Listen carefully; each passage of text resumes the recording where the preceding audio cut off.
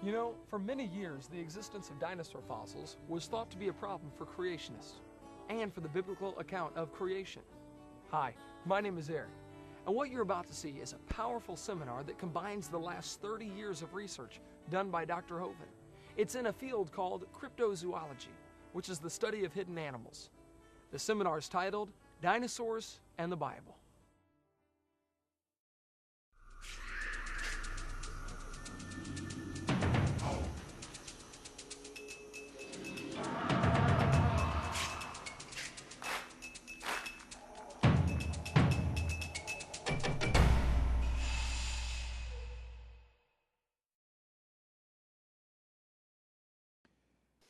Well, thank you for joining us. It's an honor to be here at Hyles-Anderson College in Indiana. How many have been to one of my seminars before or seen one of the videos before? Okay. And how many never have? And how many do not understand the question so far? Good. Same three as yesterday. Good. Well, my name's Kent Hovind. I taught high school science for 15 years, and now for the last 16 years, I've been an evangelist. I speak about 900 times a year now on the subject of creation, evolution, and dinosaurs. And I take the position that the Bible is literally true and scientifically accurate. And the evolution theory being taught in our schools in violation of the First Amendment is the dumbest and most dangerous religion in the history of planet Earth. No dumber idea ever. Anyway, I live in Pensacola, Florida. I have 3 kids, 1 of each. Got them all married, and the dog died. Praise God, I made it. I'm home free. And so far, 4 grandkids, and that's definitely God's reward for not killing your own kids when you thought about it. So hang in there, it'll be worth it all. All my family lives right around me, and they all work in our ministry. So it's great having kids that love the Lord. And a couple of them are back here at the back table back there, and one running the camera. We have in our backyard in Pensacola, Florida, Dinosaur Adventureland. I like dinosaurs. Our phone number is 479-DINO. Our website is Dr. Dino. Dinosaur Adventureland's phone number is 478-DINO, 3466 for you alphabetically challenged folks. We like dinosaurs. We have thousands and thousands of visitors come. We've had probably close to 1,000 people get saved coming through our Dinosaur Adventureland. Everything we do there has a science lesson and a spiritual lesson. We have a blast using dinosaurs for the glory of God. But you know, for the last 200 years, Christians have been extremely confused about where dinosaurs fit into the Bible. I heard a lady last night, I was witnessing to a lady at the hotel. She said, well, I got a friend that told me dinosaurs never existed. One guy told me, he said, well, the devil put those bones in the ground to fool us. Well, you're going to look like a real idiot when you're talking to anybody with normal intelligence when you say something like that, okay? Yes, dinosaurs lived, but when did they live? Where do dinosaurs fit into the Bible? Here are 2 of my grandkids playing with one of the dinosaurs at Dinosaur Adventureland. We have a wonderful time. Christians, though, often are very confused of where they fit in. What's happened, Christians have compromised the clear teaching of the Bible in order to accommodate the dinosaurs. That's why they have the gap theory or the day-age theory or progressive creation or theistic evolution. There's no need to do that. I'm going to give you the biblical view of dinosaurs here this morning. Now this guy in National Geographic says, no human being has ever seen a live dinosaur. Now just hold on a minute. Does he know that or does he think that? He thinks that. There is no possible way he could know something like that unless he talked to everybody that ever lived. Do you think he talked to Adam and Eve before he wrote that? Did he talk to you before he wrote that? No, okay. That's just not something you can know. The Bible says, in the beginning, God created the heaven and the earth. It says, in 6 days, the Lord made heaven and earth, the sea, and all that in them is. Well, if he made everything in 6 days, then Adam must have seen dinosaurs. It's just no 2 ways about it. And yesterday, we talked about seminar part 2, what the Garden of Eden was like. It says, God said, let there be a firmament in the midst of the waters, and let it divide the waters from the waters. We talked about how God originally created the world with a canopy of water overhead, which all fell down at the time of the flood. It's gone now. And there was most of the water under the crust of the earth, which all came shooting to the surface when the fountains of the deep broke open. Psalm 24, the earth is the Lord's. He founded it upon the seas and established it upon the floods. Psalm 136, he stretched out the earth above the waters. I don't know why Christians can read that and read right over it and not see what it's saying. The water that's now in the ocean used to be in the crust of the earth, but it all came shooting out when the fountains of the deep broke open. We cover much more on that on video number 6. What caused the flood in the days of Noah?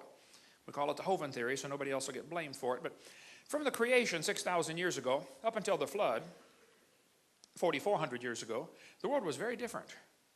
During that time frame, the Bible says the people lived over 900 years. They really, honestly did. Lived to be 900 plus. It's interesting, many ancient cultures have a legend about what they called the Golden Age. The Babylonians, the Sumerians, the Egyptians all talked about a time when man used to live to be nearly 1,000. Well, that's because it was really true. They really did live to be almost 1,000. And yesterday we covered how reptiles grow all their life. Reptiles never stop growing. So dinosaurs were big lizards that lived with Adam and Eve in the Garden of Eden. They did not live millions of years ago. So the obvious question would be, well, did Noah take dinosaurs on the ark? They asked Billy Graham, were there dinosaurs on Noah's ark? Billy Graham said, no, Noah's ark did not include dinosaurs because they were extinct by the time man got here.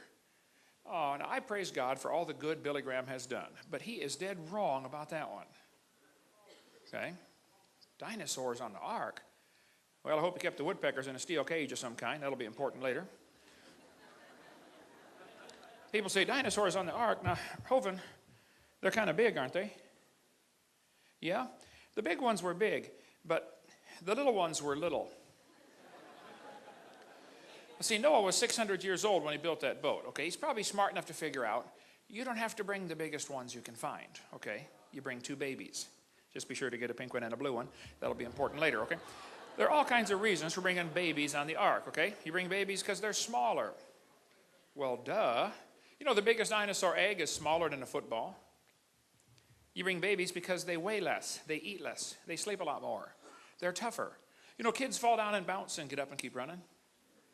Adults fall down and break or lay there for a while. Plus, you bring babies because after the flood, they're going to live longer to produce more offspring, and that's the reason you're bringing them. Why on earth would you bring big elephants on the ark? I mean, that would be stupid for multiple reasons, okay? Why would you bring big giraffes? Just bring babies of everything, young ones. God told him to bring 2 of every sort. Not 2 of every species. 2 of every sort. He said bring them after his kind, after their kind, after his kind, after his kind. I mean, the Bible's, you know, real clear on the topic. You bring the kinds of animals, not the species. And you only have to bring those in whose nostrils was the breath of life, and only those on dry land. Noah did not have to bring any fish on the ark. They had plenty of water outside, okay? He also did not have to bring any bugs on the ark because bugs don't have nostrils. Bugs breathe through their skin, through spiracles. Insects were not required to be on the ark. Insects can survive a flood just fine. Go any place where there's been a flood, after the water goes down, walk out into the mud and tell me the first thing you notice. Bugs by the bazillions, right? Yeah, insects did not have to go on there. Some of them might have been on there, but they didn't have to be. Noah did not take 400 pairs of dogs on the ark. Noah probably never saw a chihuahua in his life. Why did somebody do that to the dog? All that special breeding to create a dog that's 100% useless. Noah probably just had a generic dog like my dog Nicky. We had Nicky for 12 years before I knew what kind of dog it was. A friend of mine came to the house one day and he said, Hovind, you have got a full-blooded Canardly. I said, a what? He said, your dog, look at that, that's a Canardly. I said, it is? He said, well, look at it, man. You can hardly tell what kind of dog it is. Oh, yeah, full-blooded Canardly, yep. Probably the horse and the zebra had a common ancestor, like this Mexican textbook says. And I would agree. The horse and the zebra had a common ancestor, but it looked like a horse, okay? 4-wheel drive, genuine leather upholstery. I mean, all the horse equipment, okay? Skeptics say, how did Noah fit those millions of animals onto the ark? Well, in the first place, he only brought land animals, okay? Secondly, you bring those with nostrils, no bugs. Thirdly, you bring babies. Now, that's just plain old common sense, right? Fourthly, you bring 2 of each kind, not every single variety. And since God made the kinds, and God told Noah how big to build the boat, I bet God had it kind of figured out, you know, about what size to make it, you know. Plus, how many were there? Many experts will tell you there are about 8,000 basic kinds of animals in the world. 8,000 basic kinds of animals. Noah had 2 of each kind, now 7 of some, I understand, but plenty of room on the ark for that. Some atheists say, well, Adam could never name all those animals in one day. Oh, come on. When I get excited, I can speak 350 words a minute. At 300 words a minute, you can name all the animals in 26 minutes. Dog, cat, elephant, aardvark, hamster. I mean, come on, it's not a big deal. Plus, you got to figure, Adam had an extremely high IQ. I mean, he came straight from the hand of God, fully programmed. He could speak every language in the world. Well, there's only one, okay? I mean, the guy could walk, talk, name all the animals, and get married first day. This guy's super high IQ, okay? No problem naming all the animals in a half hour. Okay, what's next, all right? What else you got for me, God? Plus, how big was the ark? I have atheists that I debate all the time. They'll say, well, Noah could never put all those animals on the ark. I say, really? How many were there? They say, well, we don't know. Oh, well, how big was the boat? Well, we don't know. All we know is he couldn't do it. Oh, I see. Is that the way this works? Okay. Hey, it beats what they believe. They believe 18 or 20 billion years ago, there was a big bang where nothing exploded and made everything. And 4.6 billion years ago, the earth cooled down and formed a rocky crust. Yes, the planet Earth cooled and a rocky surface was created. And then as the earth formed, the surface was hot and there were large pools of bubbling lava. This textbook says there was no oxygen on the earth, 0% oxygen, but the rocks absorbed it. So what? I've been trying to figure that one out for 4 years. But anyway, then oceans formed as it rained on the rocks for millions of years. Millions of years of torrential rains created the oceans. And swirling in the waters of the oceans is a bubbling broth of complex chemicals. Progress from a complex chemical soup to a living organism is very slow. Boy, it sure is. It don't even happen. That's how slow it is. Life on Earth may have begun in rocks on the ocean floor. Wow, all came from a rock. The first self-replicating systems must have emerged in this organic soup. So according to their theory, 20 billion years ago there was a big bang. 4.6 billion years ago the earth formed. It was a hot ball of rock. And then it began to rain and rain and rain and rain and rain and rain. And finally the oceans filled in. And in the oceans the first living organisms appeared. So great-great-great-great-great-great-great-great-great-great-great-grandpa was soup. That's the evolution theory. I didn't make it up, but they did. So, you can laugh at them if you like, as far as I'm concerned. But now, they asked me to come speak at this college in Boston one time. This pastor I was going to speak at the church, I said, brother, call some of the colleges and see if you can have a debate. I love to do debates against these guys in front of their own university. Well, he called every college within 100 miles of Boston. A lot of them. There's a lot of colleges around Boston. And finally, one college said, no, we don't want him to come have a debate, but he can come speak to our students if our professors can ask him any questions they would like. Because we would like to show our students how dumb you Christians really are. I said, I would be honored to come for that. And so I showed up. There were 6 professors, all their students. I felt like Daniel in the lion's den, I got my 2 timelines out over there, and I said, now, folks, I believe the Bible. Nobody cheered. I said, I believe 6,000 years ago God made everything, and 4,400 years ago there was a flood when, everything got destroyed in the flood. And then Noah had 2 of each kind, not species, kind on the ark. Now, since then, there's been a whole lot of new varieties produced. And then I told them what they believe, because most of them don't know what they believe. You got to tell them, I said, you guys believe 20 billion years ago, Big Bang, 4.6 billion years ago, the earth cooled down, it rained on the rocks for millions of years, turned them into soup, and the soup came alive 3 billion years ago. This one professor was getting very angry. I seem to do that to them. He said, Mr. Hovind, do you realize there are nearly 400 varieties of dogs in the world today? I said, sir, I have no idea how many, but 400 sounds good. He said, do you mean to tell me that you believe all those dogs came from 2 dogs on Noah's Ark? You want me to believe that? I said, sir, would you look at what you're teaching your students? You're teaching your students that all those dogs came from a rock. He didn't have any more questions after that. I did a debate one time at university, and afterwards this lady came walking down the aisle. Boy, she was mad. The smoke was coming out her nose. She was angry at me. She came walking straight up toward me. I said, Lord, I'm coming home. She walked up, put her hands on her hips, and she said, tonight, you told everybody that we believe we come from a rock. We do not believe that. I said, ma'am, you need to calm down. You're going to blow a gasket. I said, ma'am, do you believe in evolution? She said, yes, I do. I'm a professor here at the university. I said, well, ma'am, would you please tell me then where we came from? She said, we came from a macromolecule. I said, and where did that come from?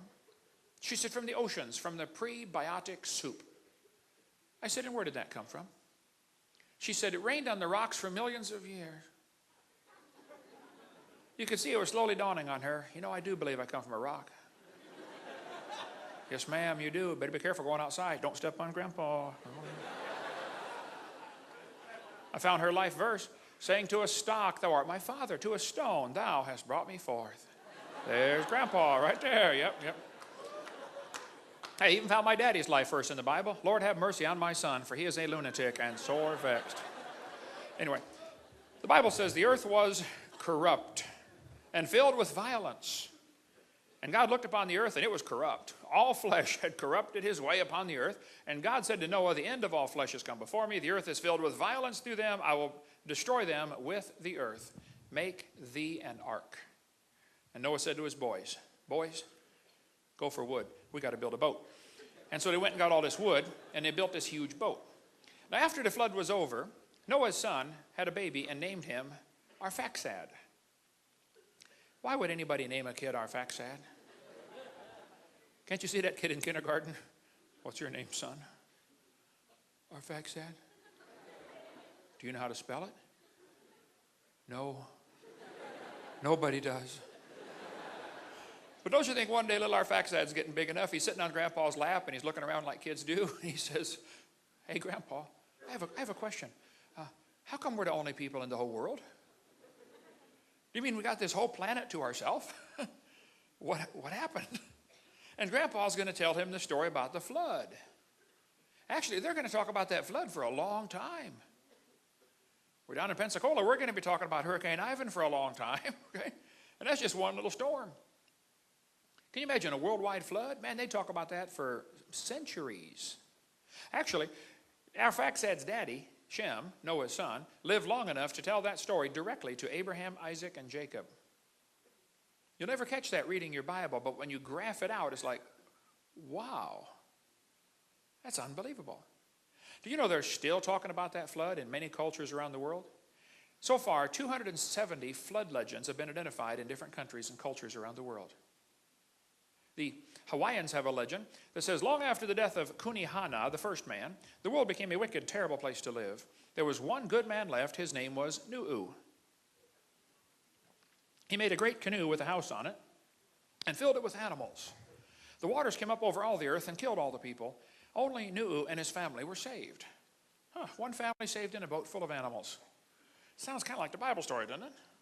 The Chinese have a legend called the Hiking Classic. They say that Fuhai is the father of their civilization. Fuhai is probably Noah, okay? The story says, Fuhai, his wife, 3 sons, and 3 daughters escaped a great flood. He and his family were the only people alive on earth. After the great flood, they repopulated the world. Interesting. Now, the Toltec Indians in Mexico have a very interesting story. They said the first world lasted 1,716 years and was destroyed by a flood that covered the highest mountains. One family named Cox survived.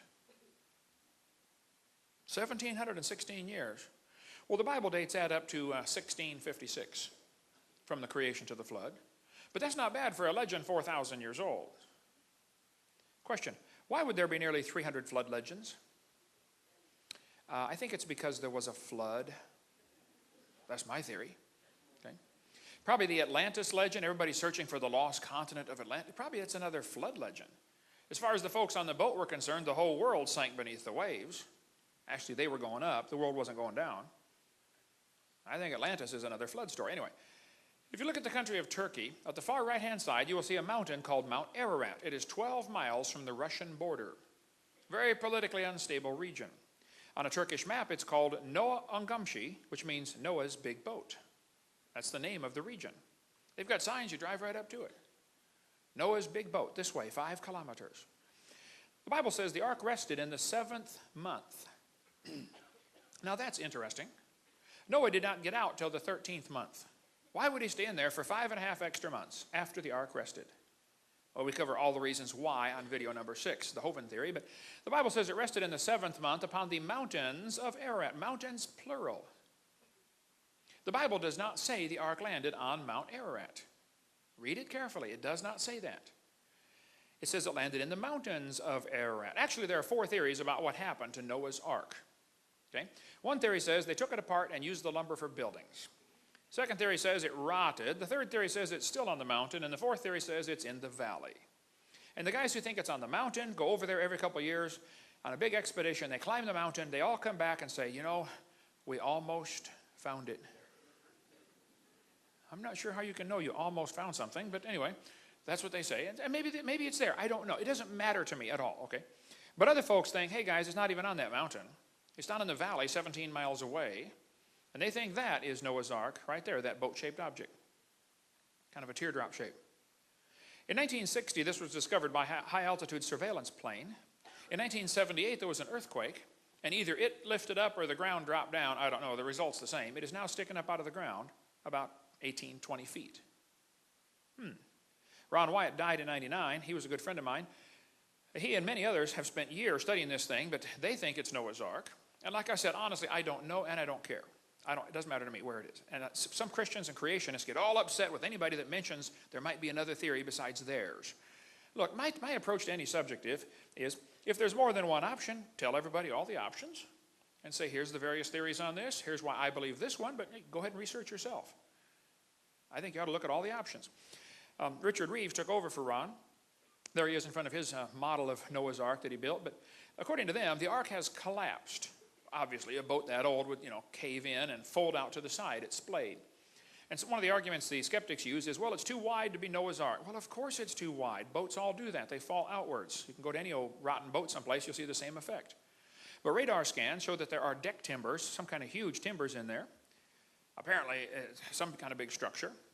They find iron rivets in there. The ark was bolted together. They knew about iron back then, not a problem. You can see some of the rivets at the Wyatt Museum south of Nashville, Tennessee. It used laminated wood, 3 layers of wood glued together with a tar-like substance, pitch, made from tree sap. And apparently it's like basic plywood, okay? Huge, thick layers of wood. And there's no grain in the wood. Interesting. It's almost like the trees didn't have growing seasons, the wood they were using. Anyway, the Wyatt Museum is a converted gas station just south of Nashville at exit 27 on the northwest corner. You can stop down there and see them. Mrs. Wyatt wrote a book called The Boat-Shaped Object on Doomsday Mountain, with all the research she and her husband had done on that. Apparently, the ark landed close to Mount Ararat, got stuck in the mud. Everybody got off and left, and at some time later, there was a mud flow or a lava flow that pushed the ark down and broke the bottom off. What used to be the keel full of ballast for weight to keep it upright was broken off, and it's way up near the mountain, and the ark has apparently moved down several miles from where it used to be. It used to be way over here at the left at a little village called Kazan, which in Turkish means village of 8. Village of 8. Now, wait a minute. There was 8 people on that boat. But apparently the ark has drifted down from where it used to be, and that's another long story. But the government of Turkey has studied all this, and they say, yep, that's Noah's Ark. They even built a visitor center. Now, some folks have said, oh, it's not Noah's Ark. It's a boat-shaped object. It's just a flow stone. It's flow formation around a stationary object. When mud flows around something, it makes that teardrop shape, like an airplane wing. Yes, I understand. It does. You're right. But the pointed end of the teardrop is always downstream. The rounded end is upstream, like an airplane wing. This one's backwards. There are flow formations in that area, no question. But this is not one of them. One guy argued it's just a fort. Who would build a fort under a hill? Duh. The guys throw rocks down inside, Anyway, some creationists say it's not Noah's Ark, and they get mad at me for even mentioning. Well, I'm sorry. I'm going to mention it until I start working for you, and then I'll quit, okay?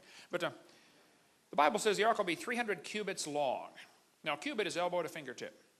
I'm 6'1". My cubit is 21 inches. The average standard Egyptian cubit was 20.65, just a hair shorter than mine. That boat-shaped object is 515 feet long, which is 300 Egyptian cubits. So that doesn't prove it's the ark, but it is interesting. It is the right size, okay? It's about 2/3 the size of the Titanic, about 2 football fields long. Pretty good-sized boat. In that region, near the village of Kazan, they found 12 giant rocks that weigh 9,000 pounds. These rocks appear at Kazan, 9,000-pound rock, and they have holes in the top. Apparently, this rock was to be held over the side of the boat to be what's called an anchor stone or a drogue stone. And the hole in the top of the rock is curved. I have drilled a lot of holes in my life. I've done a lot of building construction. I don't know how you would drill a curved hole through a rock. There they are. When the Sea of Galilee dried up quite a bit here 10 years ago, it exposed all kinds of beach that had never been exposed in centuries. And all around there, they found hundreds of small rocks with holes in them. It's a common practice in stormy areas like that to put rocks around the side of the boat to keep the boat stabilized. Give it some weight. If it gets windy, you drop them down into the water, and you now have a sea anchor all the way around the boat. But anyway, there are a lot of folks who think these rocks were actually drogue stones or sea anchors for Noah's Ark. What this would do, this would make the boat stable during stormy weather. It's almost like you're anchored to the water, if you can imagine that. And if it really gets windy, the rocks are going to drag behind you, and now you're always perpendicular to the waves. You can't capsize. One atheist wrote me a letter, and he said, Hovind, I heard your seminar about Noah's Ark having big rocks hanging over the side. You are so stupid. Don't you know if he had rocks hanging all over the boat, it would slow him down?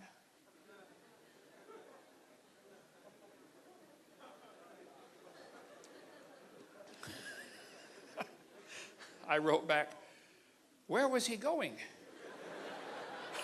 There is no place to go, okay? The whole world's underwater, okay? He's just trying to float. You see, Noah, the instructions are real simple. Get in, sit down, float, land, get out, okay? You don't have to go anywhere. No sails. You don't have to steer the boat, okay?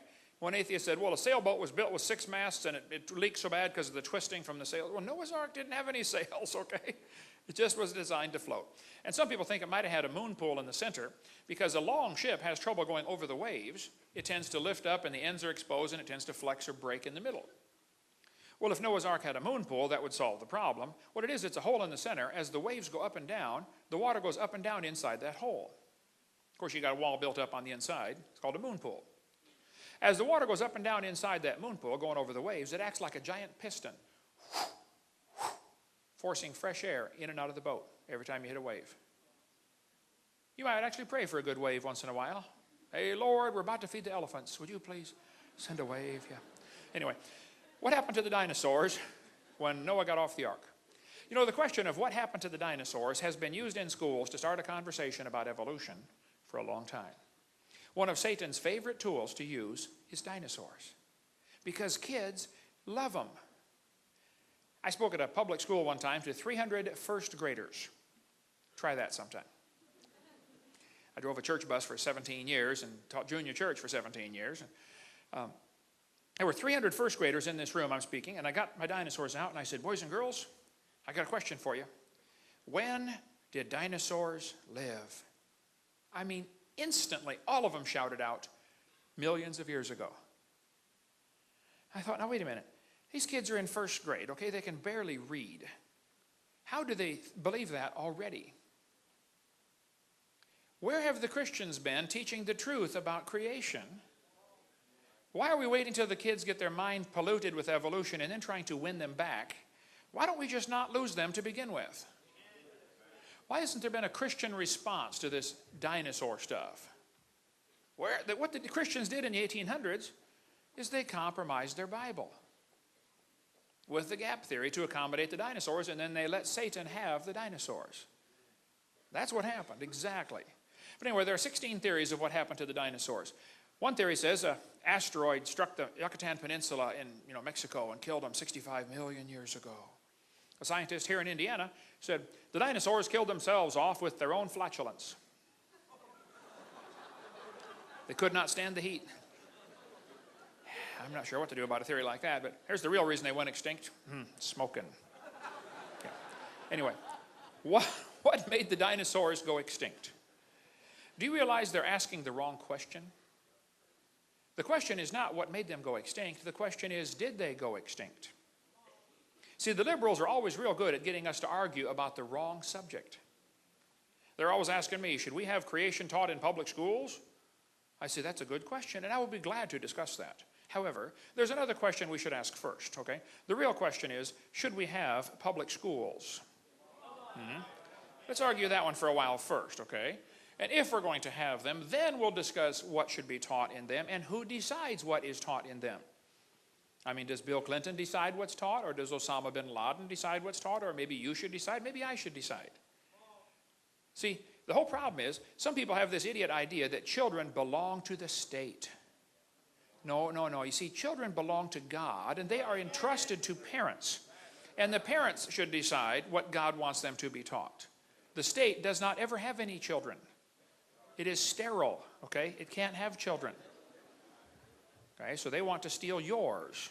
That's another long, interesting story. But anyway, the 10th Amendment to the Constitution says the federal government only has certain very limited powers, and anything else is left to the states. The federal government has no business being involved in education or welfare or hurricane relief or anything else. No business at all. If you want to see why the schools went public, get this many good articles, one by Samuel Blumenfeld, that's incredible, about why we have a public school system. It's all part of the plan for a new world order. Big part of the plan. Get our college class, CSE 102. I teach college classes on creation where we go into much more detail, you know, chase every rabbit and kick every dog, and you can get that if you get time. But anyway, dinosaurs getting off the ark had a very difficult time.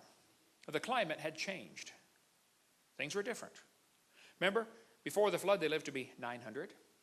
Read your Bible. After the flood, they only lived to be 400, and then 200, and then 100. Something changed. Well, for one thing, that canopy overhead was gone. Number two, the soil was now not loaded with minerals like it's supposed to be to have plants grow like crazy. And the atmospheric pressure was different. The canopy had collapsed. It was gone, I believe. Sunlight was now getting through, radiation, etc. Many more problems in the post-flood environment. Dinosaurs had two problems. Number one, the climate change. Number two, was probably worse, people hunted them. They killed them. Now, they didn't call them dinosaur, though. They called them dragon. See, the word dinosaur wasn't made up till 1841. So for most of human history, these creatures are called dragons. Did you know dinosaurs not even in the dictionary in 1891? For most of human history, they were known as dragons. Now, dragons are mentioned in the Bible 34 times. People say, why aren't dinosaurs in the Bible? Last night, I'm talking to this lady at the counter at the hotel. She said, well, dinosaurs aren't in the Bible. I said, that's correct. That word wasn't made up till 1841. And if you got the right Bible, that was translated 1611. So, of course, you're not going to find that word in there. Duh. But they called them dragons. Dragons are listed in the dictionary in 1946 as now rare. As the population of people began to grow after the flood, the population of dragons began to go down. Because nobody wants to live next door to a dragon. Same thing happened in Cobb County, Georgia, where Atlanta is today. Do you realize how many grizzly bears there are roaming around the woods right now near Atlanta, Georgia? 0. Do you know how many there were just 300 years ago? Hundreds. What happened to the grizzly bears in Cobb County, Georgia? Well, as people move in and civilize an area, the big ferocious animals are killed off or driven off. Happens everywhere. If it came on the evening news tonight that there were 5 grizzly bears roaming around Cobb County, do you know what would happen by 6 o'clock in the morning? They'd all be dead. Because every redneck in 4 states would be out there with a rifle trying to shoot one. Right? And whoever could shoot the biggest one would be a hero. They'd have his picture on the front page. Hey, Bubba shot the grizzly bear and saved the village. Yeah, he did. Well, that's exactly what happened to the dragons. Man, if you could figure out a way to kill a dragon, they'd be telling stories about you around the campfire from now on. People killed dragons for meat because they were a menace, to prove you're a hero, to prove you're superior, competition for land, or for medicinal purposes. Many ancient recipes call for dragon blood, dragon bones, dragon saliva. Why? Gilgamesh is famous for slaying a dragon. A Chinese legend tells about a guy named Yu that surveyed the land of China. It says after the flood, he surveyed the land and divided it into sections. He built channels to drain the water off to the sea and make the land livable again. Many snakes and dragons were driven from the marshlands. Yeah, that's just normal. If you want to build a city, you got to, drive off the dragons and then build your city. I mean, it was expected. You got to drive the dragons off. Okay? Why would the Chinese calendar have 11 real animals, the pig, the duck, the dog, and a dragon? Why would they put a mythical animal in there? Could it be that at the time they came up with these 12 symbols, there were 12 real animals? Here's one of the oldest pieces of pottery on planet Earth. It's a piece of slate from Egypt, first dynasty of United Egypt. It shows long-necked dragons. We make replicas of it if you want to get one for a prize for your bus route, for some give out to the kid who does whatever, you know. They'll go crazy over this thing. Half-size replicas of the oldest piece of pottery on earth. Why would they put long-necked dinosaurs on pottery 3,800 years ago? Here's two long-necked dinosaurs with a sheep in between their mouths. Here's a hippo tusk from the 12th century BC showing an animal with a long neck and a long tail. There's a cylinder seal showing what appears to quite obviously be long-necked dinosaurs. The Bible talks about a fiery flying serpent in Isaiah 14. Wait a minute, a fiery flying serpent? Well, if you read the story of Herodotus, Herodotus says he went to a certain place in Arabia, almost exactly opposite Buto, to make inquiries concerning the winged serpents. On my arrival, I saw the backbones and ribs of serpents in such numbers as it's impossible to describe. The winged serpent is shaped like the water snake. Its wings are not feathered, but resemble very closely those of the bat. The people where the bones lie at the entrance of a narrow gorge between steep mountains. The story goes that with the spring, the winged snakes come flying from Arabia towards Egypt, but are met in this gorge by the bird called ibises, who forbid their entrance and destroy them all. The book of Josephus talks about the fiery flying serpent that Moses had to kill when he came to the land of Ethiopia. And he ended up marrying the princess of the Ethiopians, and which is why his sister got mad at him later for marrying an Ethiopian. Not because she was black necessarily, but because of how this all happened. You read the story in Josephus' book. Anyway, in the Anglo-Saxon Chronicle, it talks about in 793 AD, about the fiery dragons flying across the firmament. The Babylonian god Marduk has shown pictured on a fire-breathing dragon. You say, Brother Hova, now you don't believe in fire-breathing dragons, do you? Yeah, I believe there were some. We cover all that in our videotape about Leviathan, but Job chapter 41 talks about Leviathan. It says, out of his mouth go burning lamps and sparks of fire leap out. Out of his nostrils go a smoke. You know, I've seen deacons do that at Southern Baptist churches. Okay, so that's no big deal. But his breath kindleth coals and a flame goeth out of his mouth. Now, wait. Was there really a fire-breathing dragon? Well, you better watch the Leviathan video about the fire-breathing dragon. But if you get a Catholic Bible, you find the book of Daniel has 2 extra chapters in it. It's part of the Apocrypha books, okay? Daniel 13 and 14. Very interesting reading, definitely not scripture, okay? But in Daniel 14, it says, there was a great dragon in the place, and the Babylonians worshipped him. And the king said to Daniel, behold, thou canst not say now that this is not a living God. Adore him, therefore. And Daniel said, I adore the Lord my God, for he is the living God, but that is no living God. But give me leave, that's permission, you military guys know about leave, okay? And I will kill this dragon without sword or club. And the king said, I give thee leave. Then Daniel took pitch and fat and hair, and boiled them together and made lumps, and put them into the dragon's mouth, and the dragon burst asunder. What a strange story. Let me give you the Hovind translation, okay? The Bible tells us that Daniel was a man who understood science. Those are the kind that Nebuchadnezzar took away at that time, okay? And Daniel would have known full well that pitch is made from tree sap, and it's very sticky. Fat is salty tasting, and almost all animals like things that are salty tasting, and hair won't digest. So he made little lumps of pitch, fat, and hair, tossed them in. The dragon loved them, swallowed them, couldn't digest them. And they plugged up his intestinal tract. And these were the days before Roto-Rooter, and so he burst asunder. You figure it out, okay? Anyway, Saddam Hussein has quite an ego problem. He thinks he is Nebuchadnezzar reincarnated. George Bush always called him Saddam Hussein. I wondered, why does he call him Saddam? His name is Saddam. Well, Saddam means prince. Saddam means horse's rear end. So he called him Saddam Hussein. Anyway, Saddam issued currency with his picture in front of Nebuchadnezzar. Saddam spent a fortune rebuilding the ancient city of Babylon. Did you know ancient Babylon was discovered, buried in the dry sand over there? The bricks were just nearly perfectly preserved by the dry sand. So they excavated ancient Babylon and rebuilt it. Babylon was totally rebuilt in the last 20 or 30 years, I believe. Saddam put a brick about every 10 feet around the wall that says, I am Saddam Hussein. I have rebuilt Babylon the Great. I am a grandson of Nebuchadnezzar. But on that wall, they found carvings of lions and carvings of dragons. Now, I can understand why they'd put a lion on there. I mean, we know about lions, but why would they put carvings of dragons on a brick wall 2,600 years ago? Maybe because they knew about dragons. They're still there. You can go see them. A friend of mine was there as a soldier. He said, yep, they're still here. Dragons still on the wall from 2,600 years ago. Ishtar Gate is covered in them. Lions and dragons.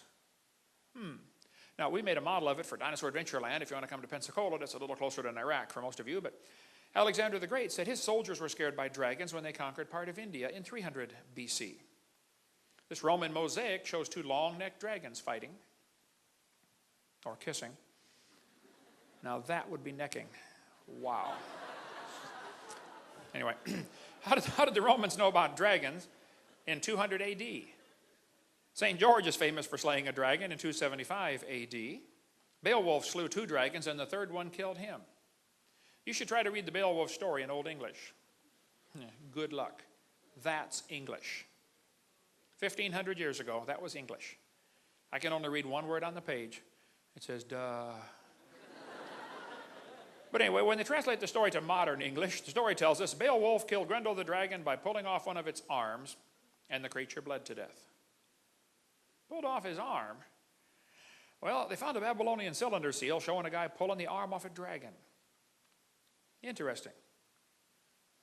Get the book After the Flood if you want a whole lot more on dragons living with man. But there's a city in France that's famous because a dragon came up out of the water, and a guy killed it and cut the head off and stuck it over the corner of the building.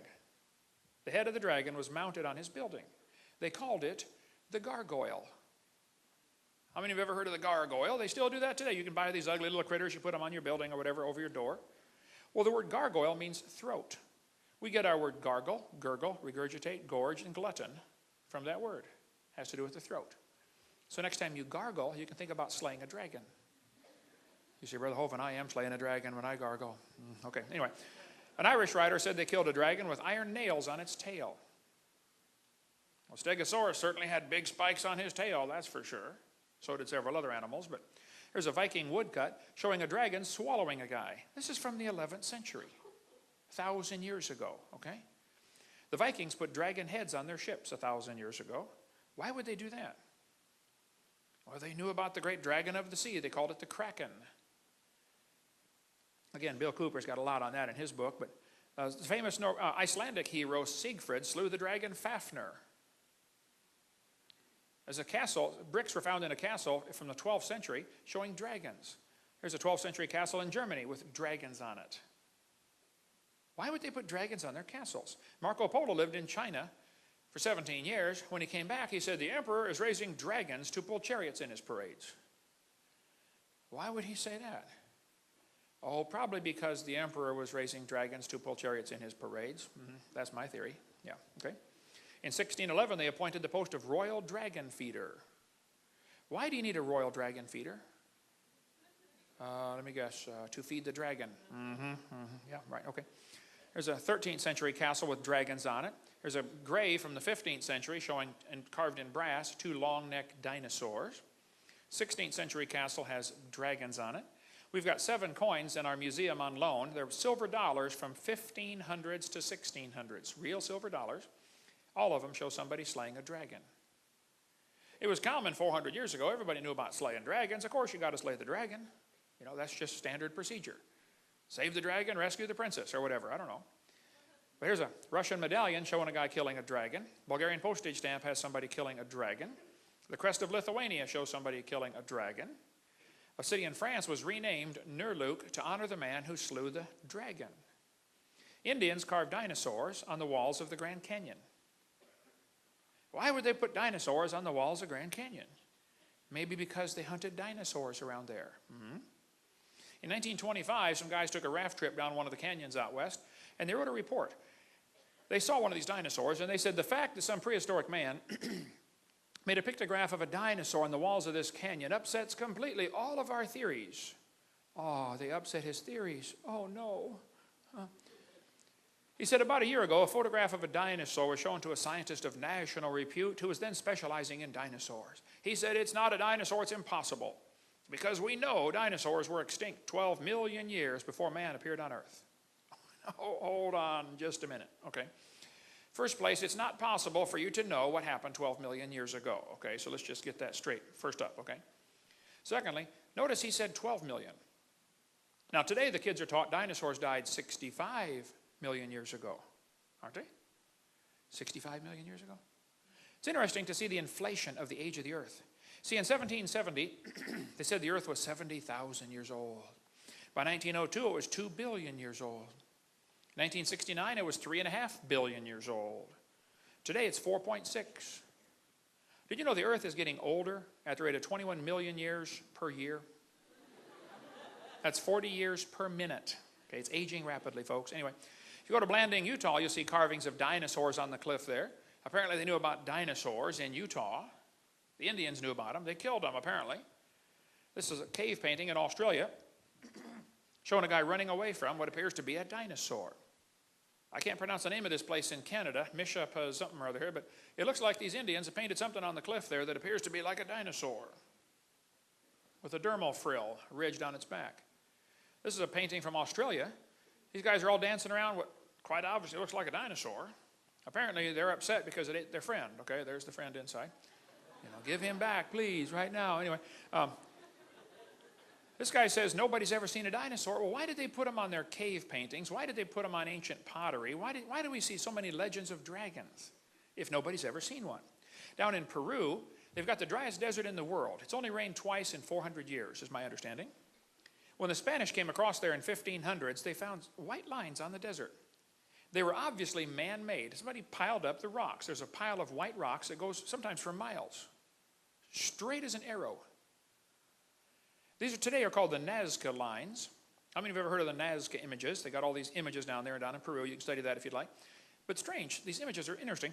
But one of them shows a spider which has no eyes and one leg is longer than the rest. And for centuries, everybody thought, well, these were poor, ignorant, stupid people. You know, they forgot to put the eyes on, and they made the one leg longer by an accident. Recently, there was a spider discovered in the Amazon jungle 1,000 miles away. It only lives in caves. It is extremely rare. It's supposed to be one of the rarest spiders on earth. It's 1/8 of an inch long, little tiny spider, lives 1,000 miles away in the dark, in the caves. The spider has no eyes, and during mating season, that one particular leg grows longer, and it exchanges DNA off the tip of that leg for 15 seconds. How did they know that in Peru, 1,000 miles away? Maybe they weren't so stupid after all. Anyway, in 1535, the Spanish conquistadors came through that area, and they found stones with strange animals on them. They sent some back to the King of Spain and said, what on earth are these animals carved on these rocks? The king said, I have no clue. Today they're called the Ica burial stones from Ica, Peru. Dennis Swift is probably the world's expert on those. He's one of my good friends from Portland, Oregon. He did a great session at our boot camp in 2005, our creation boot camp we have in Pensacola, Florida. And we've got his DVDs about him speaking on the Ica stones. Oh, it's incredible. You can still get those on our website. But these stones show dinosaurs on them. The Nazca burial stones from about the time of Christ, plus or minus a few hundred years. Some of them show brain surgery. They find brain surgery instruments, hardened copper, tempered copper instruments for cutting into people's heads, apparently. Some of them show heart surgery, limb reattachment, steam engine. One of them showed what looks like a steam engine. Strange things are found on these Ica stones in Peru, but quite a few of them, over 500 I believe, show dinosaurs. Why would they have dinosaurs and humans on the same stones? Well, because people lived with dinosaurs. Anyway, there's plenty on that. Here's one from our museum. Shows a dinosaur holding a guy by the head. This one we've got shows what appears to be a guy cutting the head off the dragon because the dragon killed his friend. You can see the friend's body is inside, but his head's missing. So his buddy's just doing what the Bible says, you know, vengeance is fine, saith the Lord. Or something like that. But this guy's jabbing one through the throat with a spear. This one's hard to see, but he's shoving the spear down the dragon's throat. This one, the dragon's got the guy by the arm, and apparently his spirit is leaving. He's flying off into heaven, or wherever they go when they die in their culture, you know. This guy's got the knife stuck in the dragon's head, and the dragon's biting the guy. We've got 8 of these stones in Pensacola, Florida. It's the largest collection in America, I believe, at $1,500 each. You know, not too many people have these things, but Some of them show circles on the side. Now that's kind of interesting. Why would they put circles on the side of the dinosaurs?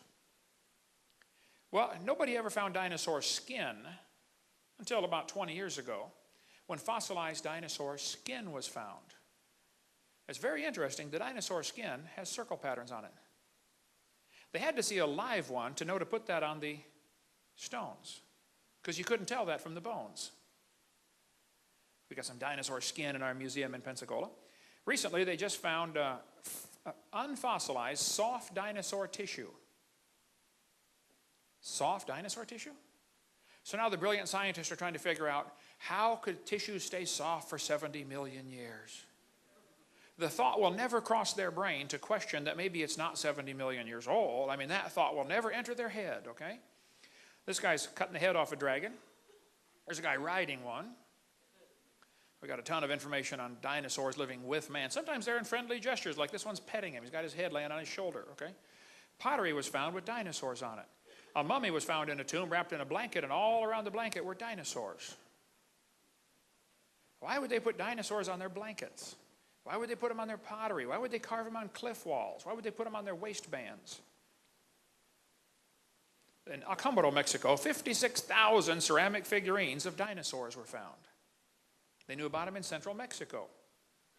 They have always lived with man. They did not live millions of years ago. But everybody today is saying dinosaurs lived millions of years ago. Nobody's ever seen one. Yeah, I think they have, okay. An Italian peasant killed a dragon that was bothering his cows. They had it stuffed and mounted for a museum display in 1572. By the way, you know why so many Italians are named Tony? Years ago, they were shipping them to America, and they stamped on their forehead, "To New York." Just a little bit of trivia there. But the Sutton artifact appears to show what it looks like a pterodactyl with its wings folded up. This lady sent me this picture of the dragon found in Utah. I said, "Brother Hovind, looks like a dinosaur to me, carved on the cliff up here." Roman artifacts were found in Tucson, Arizona. By the way, the Romans came across the ocean way before Columbus did. Columbus was not the first white man across the ocean. There was trade back and forth for centuries until the Catholic Church kind of had the Dark Ages come in and shut down knowledge and information. But Brendan the Navigator came across in 500 AD. Roman coins, or Hebrew coins, were found in Ohio in a burial mound. There was trade back and forth at the time of Christ across the ocean. But in a Las Lunas Decalogue stone here found in New Mexico, there's an 80-ton stone showing the 10 Commandments in Byzantine, which was only used about 500 AD, is my understanding. Somebody came across, tried to evangelize America, made it as far as New Mexico, 1,500 years ago. But one of these Roman swords shows what quite obviously appears to be a dinosaur on it. How on earth could they get dinosaurs on their swords at the time of the Roman Empire? During the age of sailing ships, there are thousands of legends of people sighting sea monsters. Well, if you're in a sailboat, it's kind of quiet going through the water, okay? With a diesel engine, they can hear you coming 50 miles away underwater. Of course, you're not going to see one, all right? But there are legends all over of dragons living with man. I think we've really been lied to. We could spend a long time on dragon legends. I read prolifically on that topic about dragon sightings down through history. Just get our video number 3 if you want more on dragon legends. Did you know there are actually stories of giant octopus living in the ocean? I mean, like really, really, really big octopus. One octopus washed up on the beach in Florida. It was 200 feet across and weighed 5 tons. That's a big octopus.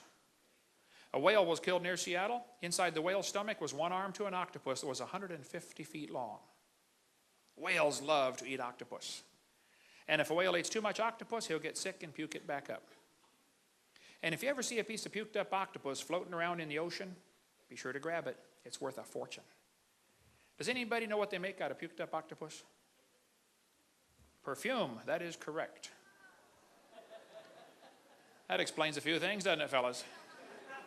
Hey, dear, you smell like a puked up octopus. Mm-hmm. Yeah, and you can sleep on the couch for a month, too. Yeah. There are giant squids found out there in the ocean. I mean, really big squids. We could spend a long time about that one. A giant squid washed up on the beach in New Zealand. They said it was a baby. Full grown, it would have been 150 feet long. People say, no, wait, Hovind, if there are dinosaurs mentioned all through history, are dinosaurs mentioned in the Bible? Oh, yeah. Dinosaurs in the Bible? Yeah, we're going to cover that in the next session. Dinosaurs not only mentioned in the Bible, some dinosaurs might still be alive. We'll cover that in a minute. Okay, let's take up where we left off about dinosaurs in the Bible. People say, come on now, dinosaurs aren't in the Bible. Well, of course the word's not in there. They didn't make up the word till 1841. The word computer's not in there either, but there really are computers, okay? But yes, dinosaurs are mentioned in the Bible. You say, I didn't see them in there. Well, you need to read carefully, okay? If you get the book of Job, the book of Job has 42 chapters. Just about dead center in the Bible, just before Psalms. You find a very fascinating book. In Job chapter 1, it says, Job was a perfect man. He feared God and hated evil. By the way, that's good advice, okay? And Job had 7 sons and 3 daughters. And Job had thousands of sheep and camels and oxen and asses. The guy was rich, really rich. Job was probably written after the flood, but before the law was given in the days of Moses. Before the flood, they lived to be 900. After the flood, they lived to be 400. See, Job lived long enough to have 10 kids, all grown, out of the house. They all died. He had 10 more kids and saw his great-great-grandchildren from his second family. So you got to be living a long time to accomplish those things, okay? So those are the reasons why most people think the book of Job was written after the flood, during the time when they were still living to be, 400. Anyway, one day the messenger came to Job and said, Job, I got some bad news. The oxen and asses were stolen, and your servants got killed. And the sheep got burned up. Oh, and by the way, Job, the camels got stolen too. Stock market crash. Get it? Stock? Never mind. Okay. No. Another messenger came and said, Job, your kids all died. All 10 of your kids are dead. Job's having a bad day. And then Job said, the Lord gave, the Lord hath taken away. Blessed be the name of the Lord. Man, what kind of guy is this anyway? Hey, do you do that when bad things happen to you? Huh. Then Satan gave him boils from the top of his head to the bottom of his feet. And a boil is like the world's worst zit, and Job was covered in them. And his wife turned against him. You know, a man can handle just about any tragedy in life, but that's the toughest one right there. There's a verse you probably never heard preached on ever. Ephesians chapter 5 talks about, husbands, love your wives, and wives, submit yourself to your husband. You've probably heard that part preached on. I bet you never heard this part. Let the wife see that she reverence her husband. Treat him like a god. Offer him burnt sacrifices 3 times a day, okay? Amen. All right. Chapter 2, verse 10. And Job said, you speak like one of the foolish women. Can't we receive good at the hand of God and not evil? And then Job's 4 friends came to visit him. One of those guys was the shortest man mentioned in the Bible, Bildad the Shuhite. That's pretty short, okay? But these 4 guys came and they talked to Job for 35 chapters. Most of the book of Job is these guys explaining to Job why everything went wrong. They had to be Baptists the way I got it figured. They said, Job, you must have sinned. Eliphaz said, whoever perished being innocent? Job, the reason bad things are happening to you is because you sinned. Now, folks, that is the wisdom of the world, okay? That is not true. See, if something bad happens to somebody, you don't know why it happened. You should love them, pray for them, encourage them, and shut up. Don't go to the hospital when they get their gallstones out and say, hey, brother, these aren't gallstones. These are tithes and offerings. God's getting them out of you one way or another. Don't do that, okay? Let God take care of why everything went wrong. He can handle them just fine, all right? So Job is sitting there scraping the pus out of the boils by the graves of his 10 dead kids thinking, God, would you please answer me? Why did this happen to me? Folks, you don't have to live on this planet very long before you're going to be asking that question. God, why did you do this to me? Now, I don't want to drag skeletons out of anybody's closets, okay? But maybe you've had tragedy in your life. I know a little bit of what I'm talking about. I've got 3 kids here and 3 in heaven already, okay? Yes, tragedy comes to good people trying to do right. It happens, all right? But if something bad happens, what's your response? Job said, I wish the Lord would answer me. See, Job didn't know about Romans 8:28. God said, we know all things work together for good. To them that love God, to them that are the called according to his purpose. Now this verse does not say everything that happens is good. It doesn't say that. It says it'll work together for good. I'll show you. Has anybody ever been hungry? You ever been hungry before? Suppose you come to my house, you knock on the door, say, hey, Hovind, I'm hungry. I'll say, come on in, man. I'm going to give you a cup of flour. That don't sound too good. I got it. How about a spoonful of salt? Now, that'll fill you up. That ain't going to help. I got it. How about a spoonful of baking soda? Now, that will wake you up in the morning. Now, you're probably getting kind of dry by now, so let's pour down a half a cup of Crisco. And chase it down with a cup of buttermilk. You say, Brother Hovind, that would taste terrible. How about if we mix them all together and make biscuits? Did you know the individual ingredients for biscuits taste lousy, but they work together for biscuits? And did you know everything that happens to you might not be good, but it'll work together for good if you love God and you're called according to His purpose? See, the Christian life is so simple. Keep your heart right with God. That's it. Now, that'll be tough to do because the heart is deceitful above all things and desperately wicked. But Job is sitting there scraping the pus out of the boil saying, God, would you please answer me? And in chapter 38, the Lord answered Job out of a whirlwind. You know, if a tornado starts talking to me, I'm going to pay attention. And the Lord said, who is this that darkeneth counsel by words without knowledge? Hey, Job, your 4 friends did not know what they were talking about. And by the way, be very careful about getting any Bible doctrine from the book of Job, okay? It's true that the guys said it, but what they said was not true. And cults are always good at picking a verse out here. You better read the whole chapter, okay? Now, I believe the Bible is the Word of God, but the Bible contains some lies. It accurately records the lies of men. It's true that they said it, but what they said was not true. Okay, that's the case of these 4 guys. Anyway, God said, gird up now thy loins like a man, for I will demand of thee, and answer thou me. Where wast thou when I laid the foundations of the earth? I read that 36 years ago as a brand new Christian. And I thought, what a dumb question. God, why would you ask Job where he was when you laid the foundations of the earth? I said, God, he wasn't there. You know that, and he knows that. So why are you asking such a question? How many of you were here when God built the earth? Was anybody here when God made the earth? Only a couple of Mormons, okay. Yeah. You're in your second existence. I understand, okay. No, you were not here when God built the earth. Now, kids, this is going to be complicated, so listen carefully, okay? Since you were not here when God made the earth, that means that God is older than you are. How many can figure this out with no help at all? Okay? Did it ever occur to you that God is also smarter than you are? Did it ever occur to you that God is stronger than you are? Did it ever occur to you that God is richer than you are? You say, Brother Hovind, everybody's richer than I are. Okay. Well, God certainly is. Hey, try this one. I've said this one 1,000 times and I've never understood it once. But I say it a lot and I think about it till my brain hurts. Did it ever occur to you that nothing ever occurred to God? He's already thought of everything. He even knows everything you've ever thought about. The Bible says he understands the imaginations of the thoughts. That's a fascinating verse. He not only knows your thoughts, he knows the imaginations of the thoughts. You see, you can not only think about things, you can actually think about what you are thinking about. Think about that. The brain is amazing. The Bible says God knows the thoughts of man. And by the way, it says in Luke, Jesus knowing their thoughts. That's one of many verses that proves Jesus is God Almighty in the flesh. God knows your thoughts and he loves you anyway. Wow, praise God for his mercy, right? Job 38:4. God said, declare if thou hast understanding. Who hath laid the measures thereof if thou knowest? Question mark.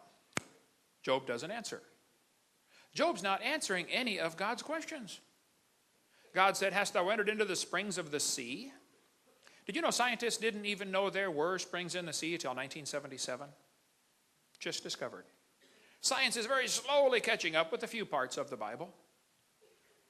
God said, where is the way where light dwelleth? Now that is fascinating. I taught physics. Did you know light doesn't stay in a place, it's in a way. It's always moving. But then it says, as for darkness, where is the place thereof? You know the speed of light, 186,282.4 miles per second. You know what the speed of dark is? 0. Darkness cannot move. Now think about it. We are the children of light. We are supposed to be on the move, get something done for God, right? People say, well, it's getting dark, the world's so bad. Well, then turn on your light. Duh. The reason it's dark is because of you, right? You're the light to turn it on, right? The Bible says the gates of hell shall not prevail against it. Hey, gates don't attack you. You attack them. Yeah, let's go, man. Do something for God. Anyway, verse 24. By what way is the light parted which scattereth the east wind upon the earth? Now, wait. Is God telling Job that the light causes the wind? He sure is. And you can ask any weatherman, that's exactly correct. The sunlight causes the wind patterns. The ground heats up, expands the air. We have wind on earth because of the light. Just like God said 4,000 years ago.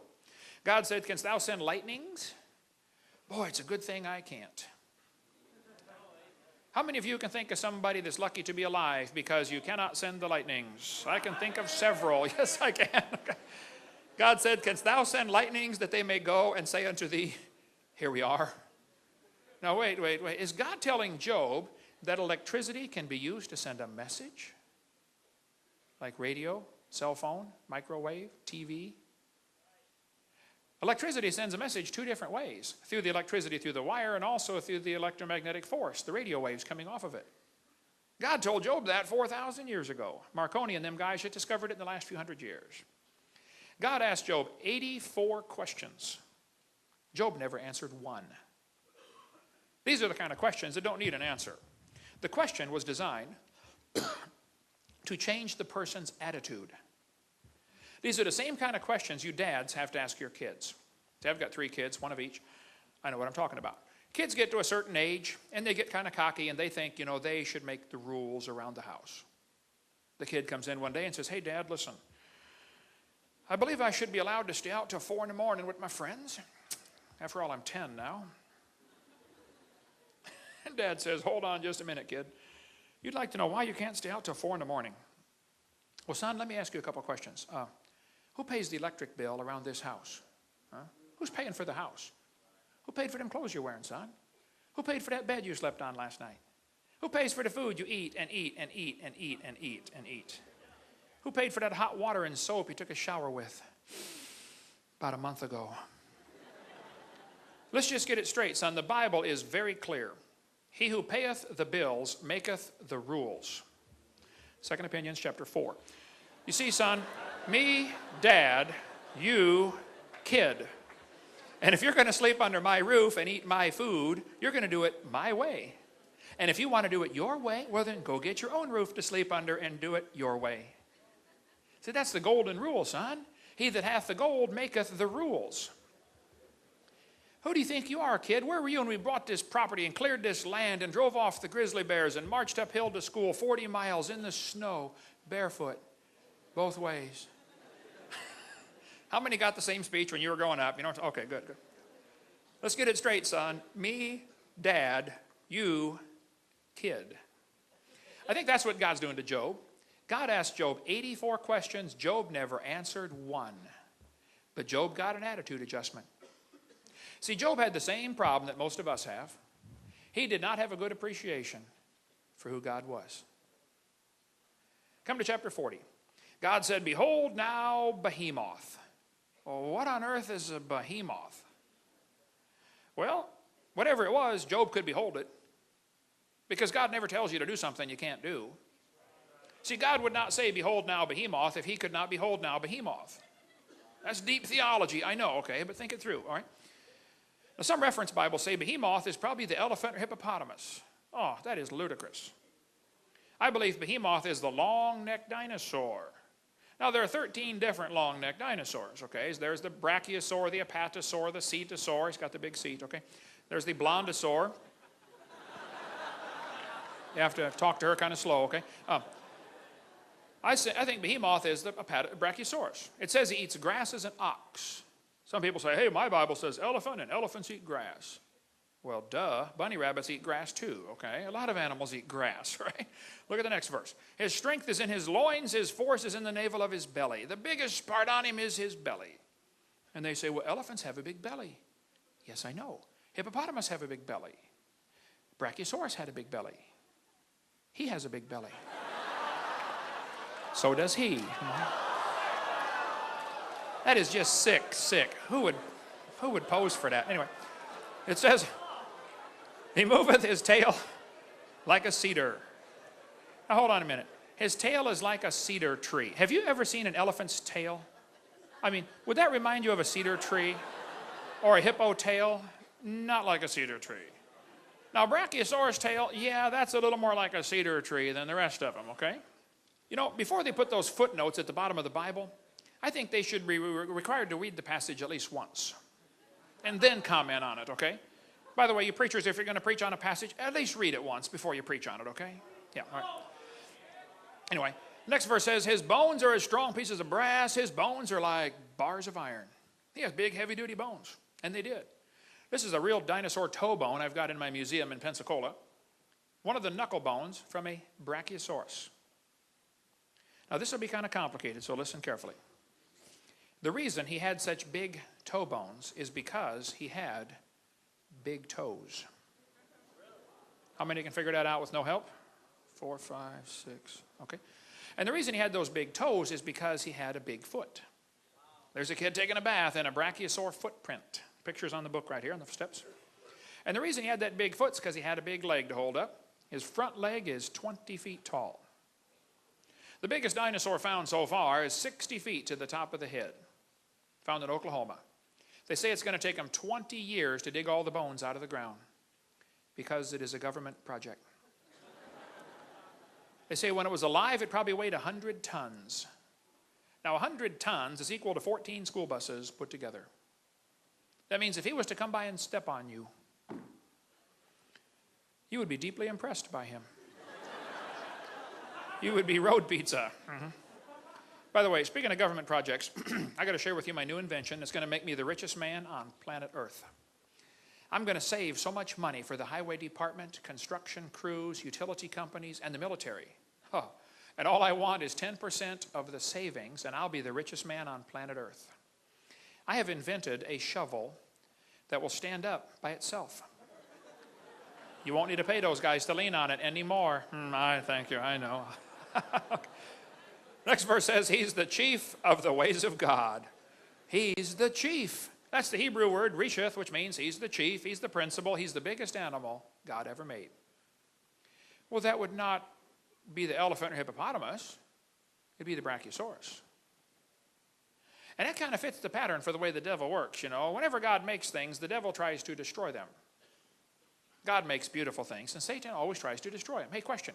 How big is your God? I mean, do you ever think about that?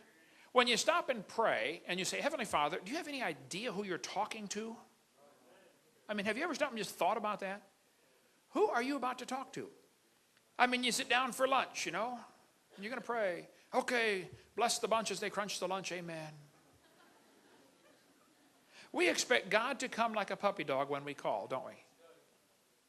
Okay, God, I got time for you now. Pay attention. Now, here's my prayers. Give me this, give me this, give me this, give me this, and give me this, and give it quick. That's about what it boils down to, isn't it? I mean, have you ever stopped and really thought who you're talking to? How big is your God? Hey, is your God big enough to tell you what to do and you just simply do it without question? For instance, does God tell you what kind of clothes to wear? Now, 1 Timothy says the women should dress modestly. See, my daddy always said, if you're not in business, don't advertise. Yeah, okay. Does God tell you how to cut your hair? 1 Corinthians says it's a shame for man to have long hair. Oh, when I got saved, I was a lifeguard. Nice suntan, long blonde hair. I read that and said, whoa, wow, I better go cut it. It's just a no question. It's a no-brainer. God, you're not happy? Yes, sir. It's absolutely no-brainer. How big is your God? I mean, who is God of your life anyway? If he's really God, then you read the book, you do what he says, end of story. Hey, does God tell you what kind of speech to have? Ephesians 4 says, let no corrupt communication proceed out of your mouth. Is God happy with everything coming out of your mouth? Out of the abundance of the heart, the mouth speaketh. That's a good verse to quote to somebody when you hear him cuss, by the way. Does God control what you watch on TV? Psalm 101 says, I will set no wicked thing before mine eyes. Hey, do you put wicked things in front of your eyes? Suppose you made a rule around, just suppose you made a rule around your house. If you hear a cuss word on TV, you're going to shut it off for 2 hours. If you see somebody immodestly dressed, you're going to shut it off for 2 hours. If you see somebody drinking alcohol, you're going to shut it off for 2 hours. What if you just made those 3 simple rules at your house? How much TV would you watch? None. So you might as well sell it and give that $30 a month for the cable bill to a missionary, and we could win the whole world to Christ, couldn't we? Yeah. Does God tell you what kind of music to listen to? Ephesians 5, speak to yourselves in psalms and hymns and spiritual songs, singing melody, making in your heart to the Lord. Is God happy with your music? See, God loves music. God invented music. But Satan has invented some ungodly music you shouldn't listen to. Somebody asked me one time, and they said, Hovind, do you know what you get if you play country music backwards? I said, no. He said, you get your wife back, your hound dog back, your pickup back, and you get out of jail. Mm-hmm. Yeah. God created them male and female. Did you know God invented marriage and the family and sex? I mean, he invented the whole thing. And he wants it to be wonderful. But so he put some rules down. Boys, don't touch the girls till you're married to them. Now, if you don't want to touch them, then stay away from me. I saw your kind in San Francisco, okay? But God put the rules down. He put the rules down because he wants the best. He said the adulteress will hunt for the precious life. God doesn't want you hunting for a precious life. He wants you to have a precious life. Hey, do you know why these Hollywood folks have to get married again every 6 months? Or Britney Spears, 55 hours. Jennifer Lopez, 7 months. Brandy Norwood, less than 2 years, less than 6 months. Zsa Zsa Gabor, married 1 day. Do you know why they got to get married again every 6 months? They're hunting for the precious life. They don't have it. Now listen carefully. Don't pay any attention to Hollywood. They don't have a clue, not the clue in the world how to have a precious life. If you want to have a precious life, you keep yourself pure till you walk down that aisle and the preacher says, wilt thou, and then you wilt, or whatever they do, and then you stay faithful to that one the rest of your life. That is the precious life. Don't believe Hollywood for a second. They don't have a clue, all right? God created the living creatures, every living creature. God made the dinosaurs. He made them. And Satan said, you know, there has to be some way I can use dinosaurs against God. But he couldn't fool Adam, not with dinosaurs. Adam named them. Can you imagine the devil walking up to Adam and saying, hey, Adam, did you know dinosaurs lived millions of years ago? Adam would say, are you stupid? There's one in the backyard right there eating on a cherry tree. I mean, what do you mean millions of years ago? The devil couldn't fool Noah. I mean, he fed him every day. But for the next 4,000 years, dinosaurs became more rare. They were dying off or being killed off or whatever, you know, some of the reasons they died. And by 1809, they were just nearly extinct. And somebody found the bones and put one together. 1809, first dinosaur that we know of, put together for a museum. Satan was there that day and said, wow, here's my chance. These critters have always lived with man. I know that, and God knows that. But these people don't know that. So the devil said, I think I'm going to tell everybody they lived millions of years ago. And if they believe it, it'll make them doubt the Bible. And boy, has it worked good. You know, for the last 200 years, kids have gone to kindergarten and they get a book like this. I can read about dinosaurs. Would anybody like to take a wild guess at what the first sentence in the book says? Millions of years ago. Hey, how many kids are being taught that in your town? At your expense, you are paying for the destruction of the next generation. Now, maybe that doesn't bother you, but it bothers me. And if you think I leave my gorgeous wife and travel all over the world, been gone, let's see, over 200 days a year for years now, flew 215 times last year, spoke over 900 times. If you think I leave my gorgeous wife and my 4 grandkids because I like being gone, you are mistaken.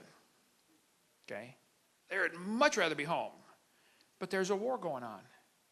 Somebody's got to warn the troops. Hello, to arms, the British are coming, you know, pick up your gun, guys, let's go. There are kids by the billions being brainwashed on this planet. And Satan is using dinosaurs to do it. Nearly all the books say millions of years ago. And then we got some Christians that totally ignore the subject because they don't have an answer. Well, study to show yourself approved unto God. Get the answer and go share it with somebody, okay? Millions of years ago, the book says. I go to museums all the time, just makes my blood boil. You see hundreds and hundreds of kids coming past these incredible displays. I mean, beautiful big dinosaur skeletons. And guess what the sign says at the bottom? Millions of years ago. See, Christians don't seem to understand this. The museums and science centers of the world, that is their church. They are preaching their gospel just like you are trying to preach your gospel. And they're using your tax dollars to preach their gospel. That's how it happens. Millions of years ago. The Bible says, Behemoth lieth under the shady trees in the covert of the reed and fens. Now the word fens is an old English word that means the swamp. You know, the biggest swamp in the world is in the middle of Africa. It's called the Sexualna swamp. That swamp is huge. Most Americans don't appreciate the size of Africa. Here's what Africa looks like next to the entire United States. Africa's gigantic, okay? That swamp is bigger, is the same size as the state of Florida, 55,000 square miles. That swamp is huge. Did you know that swamp today is 80% unexplored? In 1885, Congo in Africa was taken over by Belgium, and it was called the Belgian Congo for many, many years. In 1960, the communists liberated them. You know how the communists liberate countries. They kill everybody. Okay, you're free now. Yeah, anyway. There were reports in that swamp from the 1700s when the missionaries went in there and said, man, there are dinosaurs still living in that swamp. Dinosaurs still alive? 1910, New York Herald ran an article about dinosaurs still living in Africa's swamps. Here's a Saturday Evening Post, 1948. There could be dinosaurs still alive in Africa. A big game hunter named Mr. Gobbler returned from a trip to Angola. He announced to the Cape Town newspaper, the Cape Argus, that there was an animal of large dimensions, the description of which could only fit a dinosaur. The natives call it Chippewa. In Central African Republic, they call it Nguri. Roy Mackal went there in 1980 on an expedition. He spent $250,000, went back again the next year, went to that swamp. He said it's the most miserable swamp on planet Earth. The mosquitoes landed on them at the rate of about 1,000 an hour constantly. I mean, like swarms of dust around you. Bloodthirsty mosquitoes. 95 degrees, 95% humidity all the time. As they traveled around the swamp, the natives talked about this animal called Mahamba. He said, what's that? And they showed him a crocodile. Oh yeah, that's the Mahamba right there, Mahamba. He said, how big does it get? They pasted off on the sandbar, 50 feet long.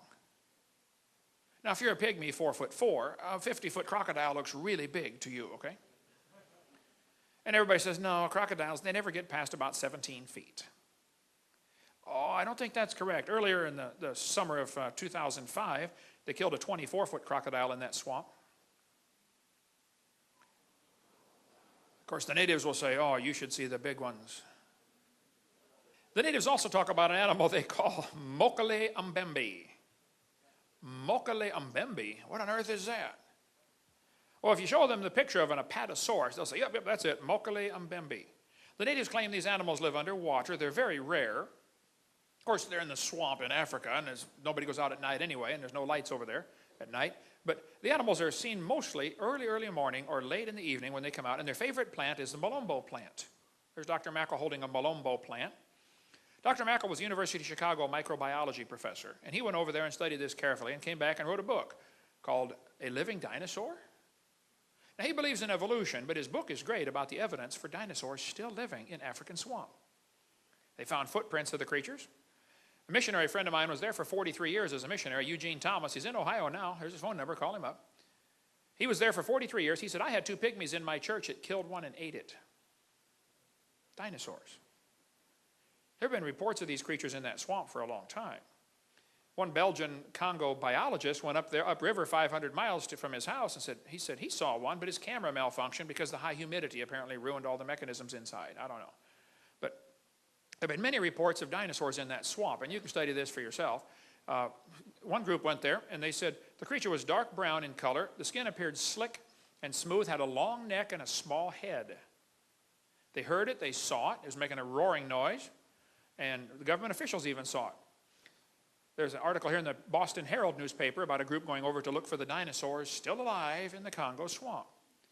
All you got to do is type in cryptozoology. Crypto means hidden, zoology means study of animals. Cryptozoology, you'll find all kinds of stuff about dinosaurs still living. The natives claim these animals live in caves along the side of the river. William Gibbons has been there 4 times now to the Congo swamp. He and I wrote this book together for kids, Claws, Jaws, and Dinosaurs. William Gibbons wrote me a letter. He said, according to our guide, Pierre Sima, we were the first white men to actually penetrate the forest and swamps bordering the Boamba River. Our informants, almost all of them Baka pygmies, with the exception of an elderly Cameroonian Muslim, are perfectly familiar with all the known and unknown animals of the swamps. While they do not regard Lakila Mbembe, it's a different language, okay, as being an unusual animal, they do fear the creature because of its ferocity in attacking hippos, elephants, and crocodiles. The animal appears to be completely intolerant of any other large creature that shares the river and controls large stretches of the river, particularly where the food supply is present. The 2 suspected dinosaurians, Mokele Mbembe and Ngubu, are observed and encountered on a regular basis. I questioned an older Baka couple that work on Pierre's plantation. Like most pygmies, they are very familiar with the flora and fauna of the region. I presented them with our book of known African animals and dinosaur illustrations. About 98% of the dinosaur illustrations were rejected, except for 2, which they picked out without hesitation, that they had observed, a sauropod dinosaur and a triceratops. Now, why would people in the middle of the swamp in Africa say, oh yeah, we've seen that one? Missionary Cal Bombay was there for years in Kenya. He said he and his wife saw one of these creatures, but the plates on the back were bigger, more like a stegosaurus. Down in South America, they've got the Amazon jungle, which is huge. In 1907, the British Army sent Colonel Fawcett to mark the boundary between Brazil and Peru. He was an officer in the Royal Engineers and was known as a meticulous recorder of facts. In the Beni swamps, he said he saw what he believed to be a diplodocus. The natives and the tribes around there say, oh yeah, that animal still lives out here in the swamp. Colonel Fawcett's son made sketches of the footprints. In 1883, Scientific American ran this article before they got committed to evolution. An article like this would never make it in Scientific American today, because now they're dedicated to preserving the theory. But they said the Brazilian minister at La Paz, Bolivia, had remitted to the Minister of Foreign Affairs in Rio photographs of drawings of an extraordinary saurian killed on the Beni after receiving 36 balls. By order of the president, the dried body, which had been preserved and was sent to La Paz. It was 12 meters long, 39 feet from snout to point. It had scale armor. The neck is long, the belly large and almost dragging the ground. Professor Gilvetti examined the beast, said it's a member of a lost species. The Indians in that region make small earthen vessels in the same shape, probably copied from nature. Dinosaurs? Vaughn Goff called me 3 days ago, as I was driving up here to Indiana. He said, yeah, the natives in his area talk about a lizard that's 30 feet long, 5 feet tall, makes a thundering noise to startle its prey. The native Waiwai Indians call it Uru Feri, and they are terrified of this creature. Here's his email. Vaughn@goffministries.org. Email him. They talk about dinosaurs still in the swamp down there. Here's a giant snake that was killed several years ago, 35-foot snake. It had eaten a man who fell asleep on the job. Stay awake on the job, fellas, okay? This snake was reported in Indonesia being 49 feet long. I don't know if it's true or not, but I mean, people might have exaggerated, but that's the reports of a giant snake down there. Colonel Fawcett said he killed a 62-foot anaconda snake. And the natives were terrified. They said, Colonel, if there's one, there's going to be another one. The officials of Brazil-Colombia boundary in 1933 killed a 98-foot snake, 2 feet in diameter, weighed 2 tons. The cook from a hotel in Amazon said they saw a 100-foot snake that the military hunted down after it killed and eaten 2 soldiers. The head was 5 feet long. Reuters News Service reported a 130-foot snake back in '97. This thing floated down the Amazon River. Nobody poked it to see if it was alive, but they reported it's over nearly 150 feet long. Amazon River is huge. Halfway up where a former student of mine was a missionary for years, he said the Amazon River way back here is 9 miles wide. That's a big river. There's a lake in Scotland called Loch Ness. Has anybody ever heard of Loch Ness? Loch Ness is a huge lake, 24 miles long, a mile to a mile and a half wide, up to 900 feet deep. Loch Ness is big enough that everybody on planet Earth could go drowned in it at the same time. It would hold the entire population of the world. 6 billion people would fit in that lake. It's huge. In 1933, a roadbed was cut into the side of the mountain, because before 1933, if you wanted to see the lake, you got to climb over the mountains or go upriver 7 miles in your boat. So not many people went there. Very sparsely populated. 1933, the first year the road was put in, there were 52 separate sightings of the Loch Ness Monster. This author said there have been 9,000 reported sightings today. Now that was back in the 1960s when this book was written. Today it's over 11,000 reported sightings of the Loch Ness Monster. 11,000. Of course, some are fakes and frauds, okay? I wouldn't trust the, Weekly World News, where they got all this weird stuff in there. But Sir Peter Scott's a member of Parliament. He said he saw it. He believes it's a plesiosaur. Almost everybody that sees it says it's this animal right here, a plesiosaurus. Long neck, 4 big flippers. One guy wrote a book and he said, some people think Nessie is a plesiosaur. There's one thing wrong with this theory.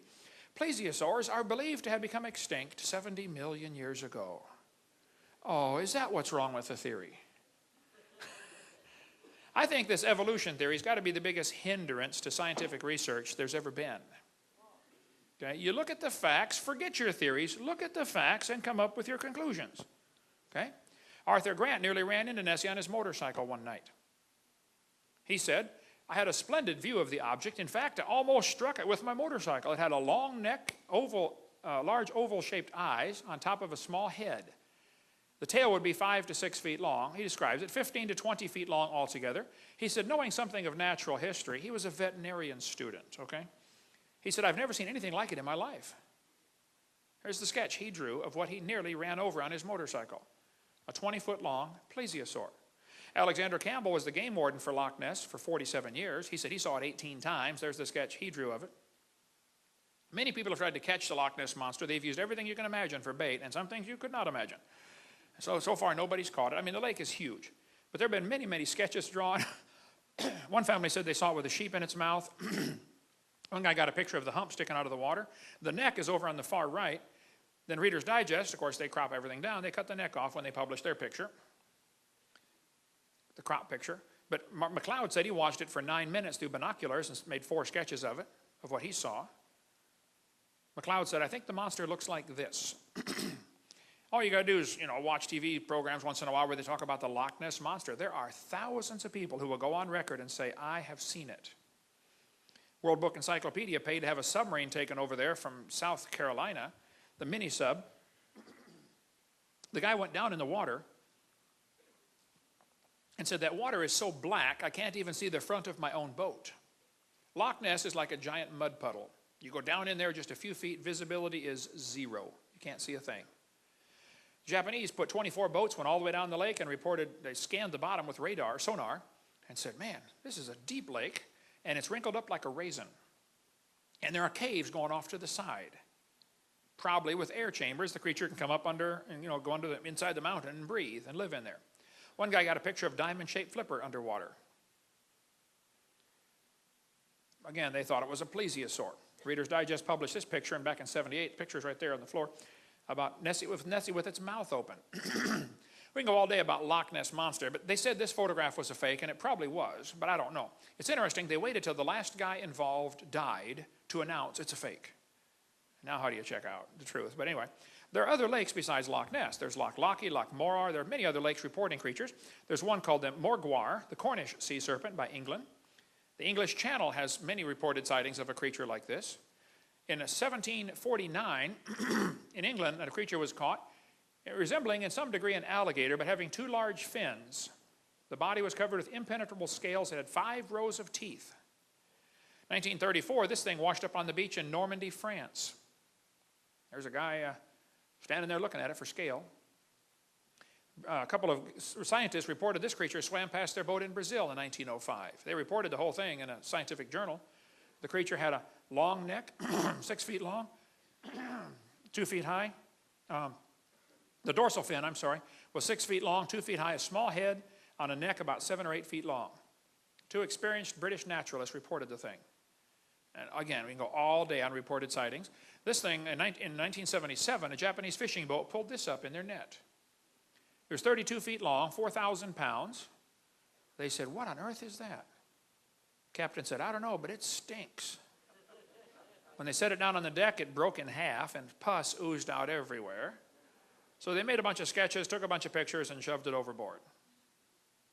Special stamp was made for Japanese mail in 1977. Now, some people argue that it might have been a basking shark, and I agree, it might have been a basking shark. But the fishermen on board said, "We know what basking sharks are. We don't think it is," okay?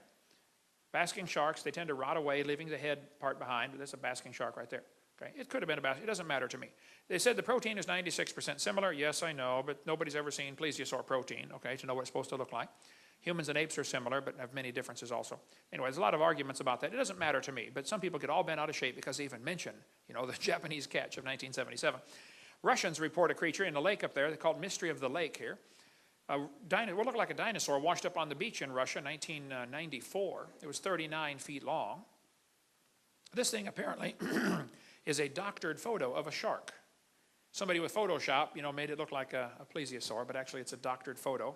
But so be careful. There's plenty of frauds out there, no question. But the existence of a fraud or counterfeit does not disprove the existence of the original, right? In 2004, a bunch of people over in Papua New Guinea reported a creature like a dinosaur, 10 feet tall, with a head like an alligator, or tail like an alligator, a head like a dog, right there on the island in the city of Kokopo. One lady said she saw it. She ran for her life, seeing a 3-meter tall creature with a head like a dog and a tail like a crocodile. You can read all about it on the internet about this creature seen just in 2004. Japan reports some of these creatures. The North Island, Hokkaido, reports them, and the South Island down here of Japan. They call it Ishi in Lake Ikeda. In China, there's reported one called USO, Unidentified Swimming Object. Norway has several reported sightings, as do Swedish lakes, a couple of Swedish lakes up there. They call it, anybody speak Swedish, know how to say that? Stores, Jordan. Close enough, yeah, okay. You don't speak Swedish, do you? You're lying, okay. In Norway, they've got a creature. They say it's very similar to the Loch Ness Monster. Hundreds of folks claim they've seen it. It's in the news occasionally, kind of like Loch Ness, okay? Canada has reported sightings of these creatures, Canadian lake monsters. Nessie's Canadian cousin. There's a lake in the town of Kelowna called the Lake Okanagan. It's a huge lake. It's 80 miles long. I've been up there twice to speak in the town of Kelowna. The natives call this creature the Ogopogo. We sell a book on our table back there if you want to get that. The Ogopogo. Very similar to Loch Ness Monster. Thousands of folks claim they've seen that one. This article says they were the latest among thousands to see something strange in this narrow 80-mile-long lake. One guy swam the length of the lake and said the thing came up under him, scared him half to death. I got news articles like crazy about this. She said, "I saw Ogopogo twice," this woman says. I interviewed John Caruso. He and his family were sleeping in their boat on the lake. They're camping out on the lake in their big boat. And something bumped the bottom of their boat and woke them all up in the middle of the early in the morning. They went out and saw 2 Ogopogos swimming across the lake. He went back, grabbed his camera. By the time he got it, it was pretty far away. But he gave me a copy of the video footage of what he saw at about quite too far away to make out the details. But he said, "Look, Brother Hovind, I saw the Ogopogo." Many, many folks will go on record and saying, "I have seen it." There's one in Cadborough Bay, British Columbia. There's a book about that if you want to read more. A baby caddy was found inside the stomach of a sperm whale. They say it has a short pointed front flippers and a long-necked beast with a horse-like head. One guy caught a baby one with his dip net, drew a sketch of it before he released it. He didn't know what it was, so he let it go. I interviewed this guy for an hour. These 4 guys were fishing in Canada when a creature chased their boat off Cape Sable Island, Nova Scotia, when I was preaching up there. It happened in 1992 when I met him. He said he was 67 when this happened. He'd been fishing out there since he was 5. He said this 40 to 50 foot long creature chased their boat for 1 to 2 miles. He said the neck was 2 feet thick and 8 to 9 feet long. It had 9-inch diameter eyes. He said they were 6 miles south of Cape Sable Island. He said, "I don't want to see it again." That's what he told me. This thing washed up on the beach in Newfoundland. Sometimes big blobs wash up. Sometimes it is whale skin, actually. The whale dies, gets eaten, and the layer of blubber, washes up. Sometimes it's a basking shark. Parker Cove, this thing washed up in Parker Cove, Canada. I talked to many folks who said they saw it. A lot of people went and analyzed it. I don't think it's ever positively determined what it is. It might have been a basking shark, but nobody knows positively. But it's gone. People cut pieces off it. The vertebrae do tend to look like shark vertebrae instead of any other kind. It's just interesting. The stuff like this washes up on the beach. But we sell a book called Monster about North American lake monsters and sea serpents. A good book by Lauren Coleman, who is a cryptozoologist, but also an evolutionist, okay? I interviewed Jacques Boisvet for 3 hours. He collects sightings of the Lake Memphremagog creature between Vermont and Quebec, Canada. Hundreds of folks claim they've seen something in this lake up there in Lake Memphremagog. Creature's been seen in the Potomac River. There's a book about the great New England sea serpent. There's an island off Connecticut and Rhode Island called Block Island, where many folks claim they've seen creatures swimming around out there. They call it the Block Ness Monster. One washed up in 1996, another was something else washed up in 2004, never was identified that I know of. And I interview people all the time. Lake Erie's apparently got one. Erie's Bessie matches Nessie. They say it's 35 feet long, has a snake-like head. It's in the newspaper once in a while about Lake Erie's monster. Okay, you can read all that for yourself. But a dead baby creature was found on the beach of Lake Erie. A guy took it home, stuffed it, and mounted it. He's a taxidermist. He said, "You tell me what it is." I don't know. Dr. Ball bought it. It's in his museum in Texas. It's never been identified. They're not sure what. It may be a fake. Nobody knows, but very interesting little critter. I interviewed the sheriff who saw that was the first guys to see the Scituate Harbor monster, 50 feet long when it washed up on the beach. Everybody started cutting pieces off. By the time they got the photo taken, it was pretty butchered up. Some people argued it's a basking shark. Others said it's a real sea serpent. The health department said, "We don't care. It stinks. We're getting out of here." And so they blew it up with dynamite. California, 1925, this critter washed up on the beach. That's the head. Here's the neck going down to the right. Just the neck was 20 feet long. Everybody that examined it said it was a plesiosaurus. 20-foot neck. One atheist wrote me a letter and said, "Hovind, you're so stupid." He said, "Don't you know that was a whale?" I said, "Now just exactly where is the neck on a whale?" "Ought to be between the head and the flippers." He said, "It's a rare form of Bard's beaked whale." Oh, it's pretty rare, all right, with a 20-foot neck. Duh. The people who saw it said it's a plesiosaurus. Why is that so hard to believe? You know why people resist explanations like that? It goes against their theory.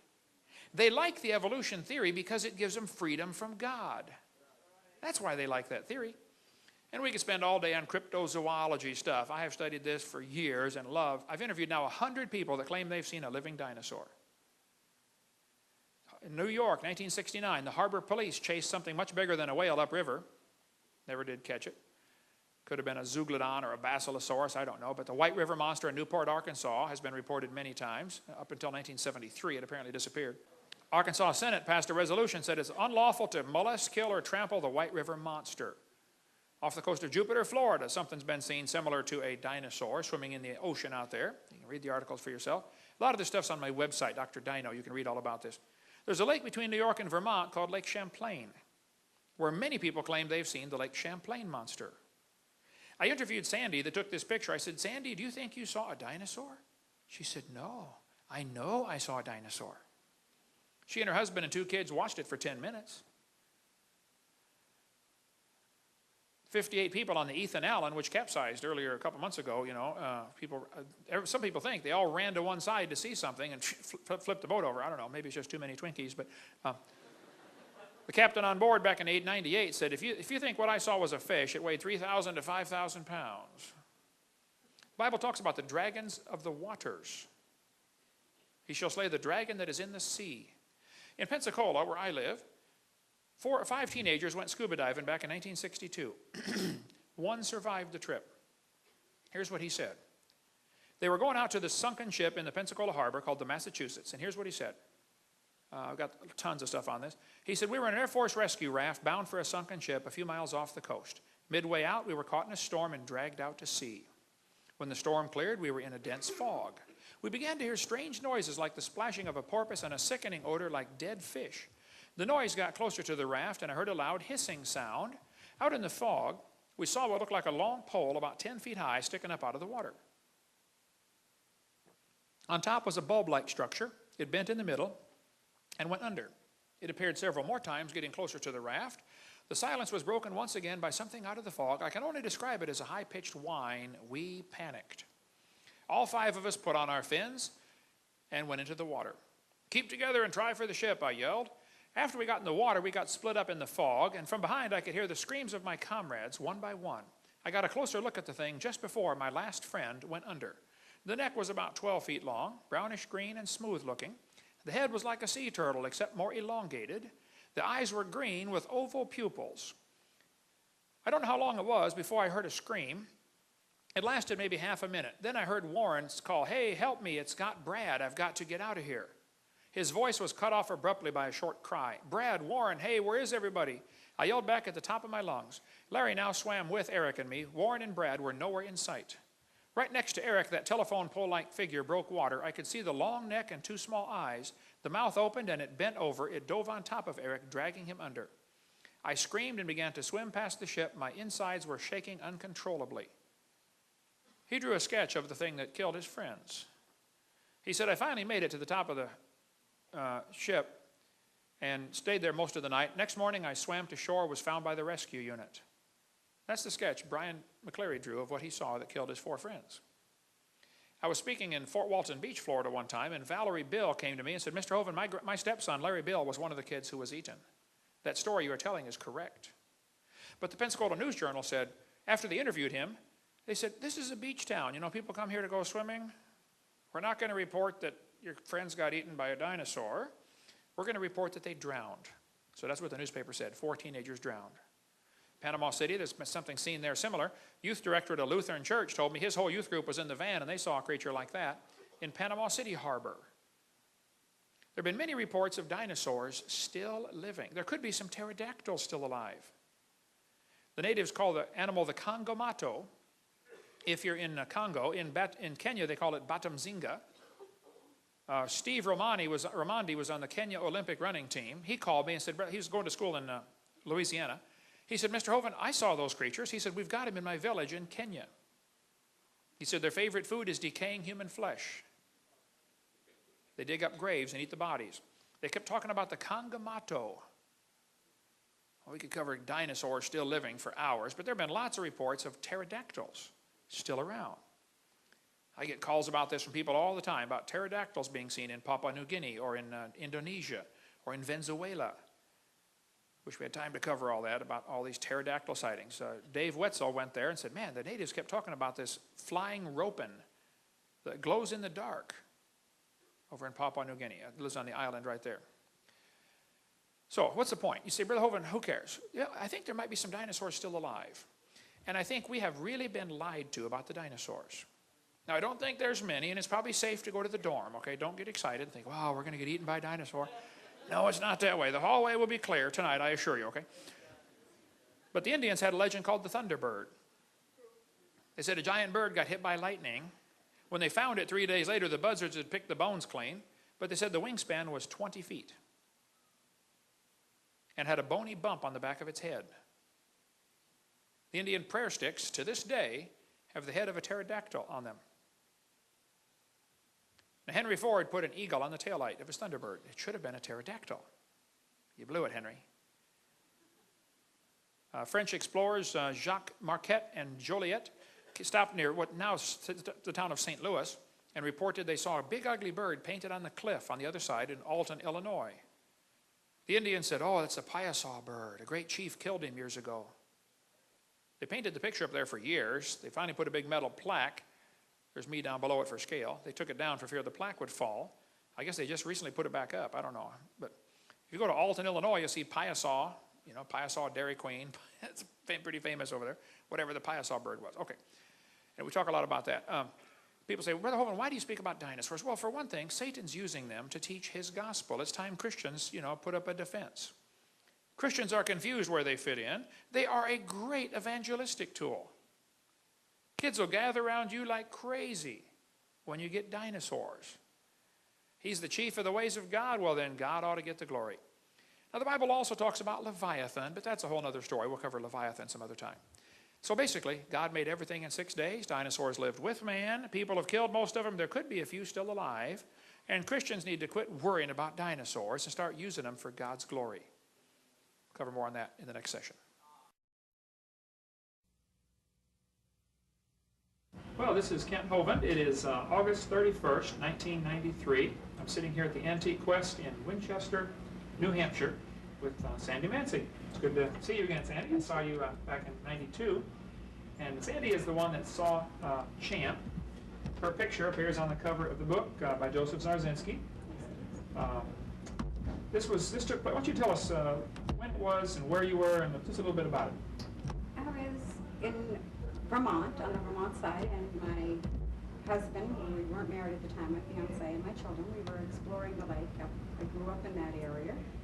And we were just exploring the lake, sitting there, enjoying the peace and quiet. And my husband had gone back to the car to get the camera, and while he was gone, there was a disturbance in the lake, and I looked out, and I thought perhaps there was a school of fish, and maybe a scuba diver or something, and then the head and the neck broke the surface of the water, and the head picked up, and the neck, and the back, and I knew it wasn't a fish. Right. Well, great. And some people said I heard somebody told you that they thought maybe it was a duck. If it's about a 2,000-pound duck. A 2,000-pound duck. When we were at the church, when you came to hear me speak up in, wherever that was, New Hampshire, Dublin, New Hampshire, I had all my dinosaurs on the table, and you immediately picked out this one as Champ. But you said it was a little different, what you saw. Yes, what I saw is the neck was not near as long, and the head is shaped right, like a horse head, but the neck is not near as long. Okay, now there are 3 or 4 different types of swimming dinosaurs that bones have been found of. There's the chronosaur, which has a huge neck, the plesiosaur, which you're holding, and then there's the elasmosaur. Had a shorter neck, and the head is at a right angle to the body instead of in line with the body. There may be others, of course, undiscovered yet, but get that where they can see it on the camera. I think this more. But shorter neck. With a shorter neck. Or it could be that the neck wasn't all out of the water, too. Okay. All right, so this was back in 1977. How many other people do you know, or have you talked to that claim they have seen it also? I have spoken with probably about 6 different people who have seen it. And all of our accounts are very, very similar. So we all can't be crazy, and we all can't be telling something that maybe we didn't see. But they're all very, very similar. The shape of the head and neck, just the massive size of it. Okay, now you watched it for about how long, would you say? Probably from the time the disturbance until it went back down, maybe 8 minutes, 10 minutes. 8 to 10 minutes, okay. And you told me the last time we talked, about a year ago, that when it first came up, it was looking different directions, it was looking around? When it came up, it was facing this way, okay, to me, and when it came up out of the water. And then it looked around, and when I did take the one snapshot, it was getting fidgety. It was getting a little more movement to it, and it had turned its head to look over its back, and that's when I got the snapshot. And then it turned, and then it went down, and it started going down like this, and then it put its head down under the water. After it was completely under the water, I heard a boat coming. I heard a boat. Didn't even see the boat, but I heard it coming. It knew that boat was coming long before my sense of hearing picked it up. A lot of people that I've interviewed have told me that, like the ones in Africa, the dinosaurs in Africa, the natives claim they have very sensitive hearing, and they'll hear you coming and duck under the water. I've got missionary friends over there that say there are dinosaurs in that swamp. Absolutely. I'm sure of it. God created one. He created many. Sure. And this is something that has to be of creation. It's not something that could have come from an eel or any of that nonsense. And if God can create one, he can create many. Sure, right. Now your picture has, as well as being on the cover of Joseph's book, has been in a number of places. It was in Time magazine, it was July '81, I think. You were on Unsolved Mysteries, did you say this last week? Or? Unsolved Mysteries has shown 3 times. It first was in September of last year, and then Maybe it September was of on, '92. Right. Okay. And then recently, about a week or so ago, they had a rerun of it. Oh, okay. So you're a movie star now. No. Well, there are those who teach that evolution is a proven fact, that dinosaurs lived millions of years ago. I, as you know, am very different. I was a science teacher 15 years. I'm of the strong, studied opinion that a few dinosaurs are even still alive. The world isn't millions of years old. Would you say that what you saw was best described as being a dinosaur of some kind, water-dwelling? I saw a dinosaur. You felt like you were seeing a dinosaur, right? I know. Not felt, I know. You know, okay. I saw a dinosaur. Now, the question comes to some people's mind, why did you only take one picture? Because I didn't want to miss anything. Busy watching it. I was busy watching. I brought the camera up, I took the one photograph, and then I put it down because I didn't want to miss anything. I was in such total awe Right. of what was happening. And I don't even know why I took the one. It was just instinct. My husband handed me the camera. He had gone after the He had camera gone anyway. after the camera to take pictures of the children. Okay, before it surfaced, or while Right. it was He didn't surfacing. even know anything was going Okay. on until he got back there. Sure. And he helped me up the banking, and he handed me the camera so to help me up the banking. And I had it, my knees gave out, I was shaking. And I went down on my knees, I picked the camera up, I took the one photograph, and then put it down. I had them both valid. You could have taken 20 pictures. Oh, absolutely. Right. But I wanted to watch it, and I was, and your mind tries to rationalize. And I'm trying to think, well, what is this? And there comes a point when you cannot rationalize, you just stand there and off. Yep. Well, great. Anything else, any other typical questions you get asked? Or most of the people that interview you are those who believe in evolution. Yes. And how do you feel about that? You don't like that? I agree with you 100%. And I appreciate you letting me use your picture. I put it on one of my posters. Wonderful. And I have quite a few pictures from different people. And my motive is to strengthen people's faith in the Bible. The Bible is the Word of God. And there's Sandy's picture. You've been featured in a number of shows and magazines and things like that. And you've lived here how long in Winchester? About 20 years. 20 years. So you had no intention of trying to become a celebrity by photographing Jan. No, as a matter of fact, I really didn't even want to publish. I kept it a secret for 2 years. And then I made them keep it in the scientific world. And I was forced by the media to publish. Mhm. Because they were calling, well, if this exists, why haven't we seen it? And Sure, right. so I was forced to, and that's why I put a copyright on so that I could have some control and some protection Mhm. as to who's going to use it. Right. Smart. Good move. Now, people have asked me, they say, hey, if there's so many of these creatures, why don't we get more pictures? And I ask them the question, I'll say, have you ever seen a car wreck? And they say, well, sure. I'll say, give me a picture of one as it happens. You never see a picture of a car wreck as it happens, and yet thousands of car wrecks happen. So it's something that's fleeting, it lasts a few seconds, you don't think of taking a picture until it's too late. Well, maybe if you could keep me posted, send me information if you get any more because people probably come to you all the time, don't they, and say, Yes. I saw it. Yes. I would like to keep a file of that. Just send me a list. Absolutely. Picture of Champ up here on the wall. And tell me about the old gentleman that came and looked at it. I was standing here at the counter, and an older gentleman came in, and he's staring at the picture, and he's staring, and he asked me what it was, and I told him it was Champ from Lake Champlain. And he went on to tell me that he had never told a soul this, and he was in his 80s. I think he said he was 89 or 87. And he told me about when he was a young man, and he went fishing with his grandfather up in Lake Champlain, up by the Bulwaga Bay, that area, up by Ty. He grew up on the lake. Yeah, he grew up on the lake. Okay. And he told me of a time that he and his grandfather were out fishing, and this monstrous big thing, he said, came out of the water. And his grandfather told him that it was Champ, and that he wasn't to tell anybody due to the fact that they would think that they were insane. Mm-hmm. And so all those years, he never told a soul about it. I was the first person he told, and he said to me, I was not insane, my grandfather was not insane, we saw a living, breathing dinosaur. Right. And I was like, hallelujah! Yeah. Yes! More testimony. Yes, absolutely.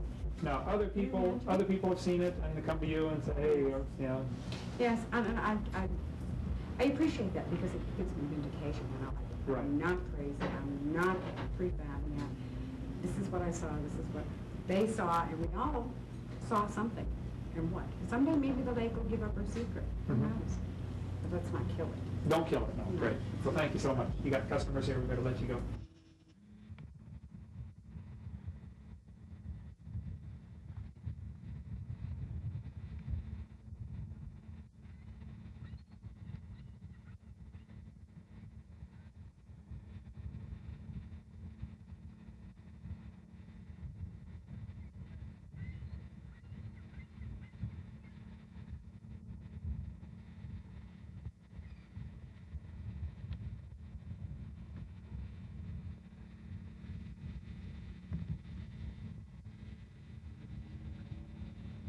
It's a shark! God darn, it's got white things on coming out of the water. Ooh, what the heck that one is? Hey, there's one under. Oh, the trail went under right there, Dad. You see those binoculars? Huh? You see those binoculars? It was a shark. No, it's not a shark. Something just come up there. I've seen it, Dad. It's gone.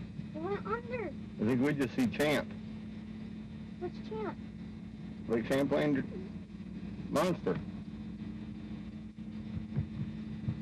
It's gone, Clayton. I know. I shouldn't have looked at it with the binoculars so long. I should have got the camera.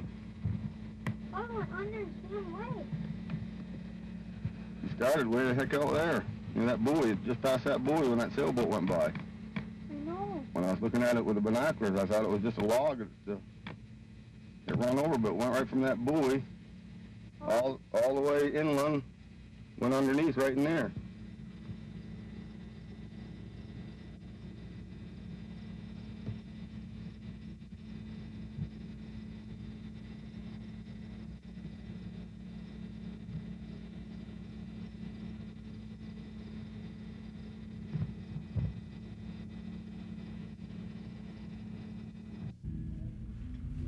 This is a giant squid of the species Architeuthis ducks.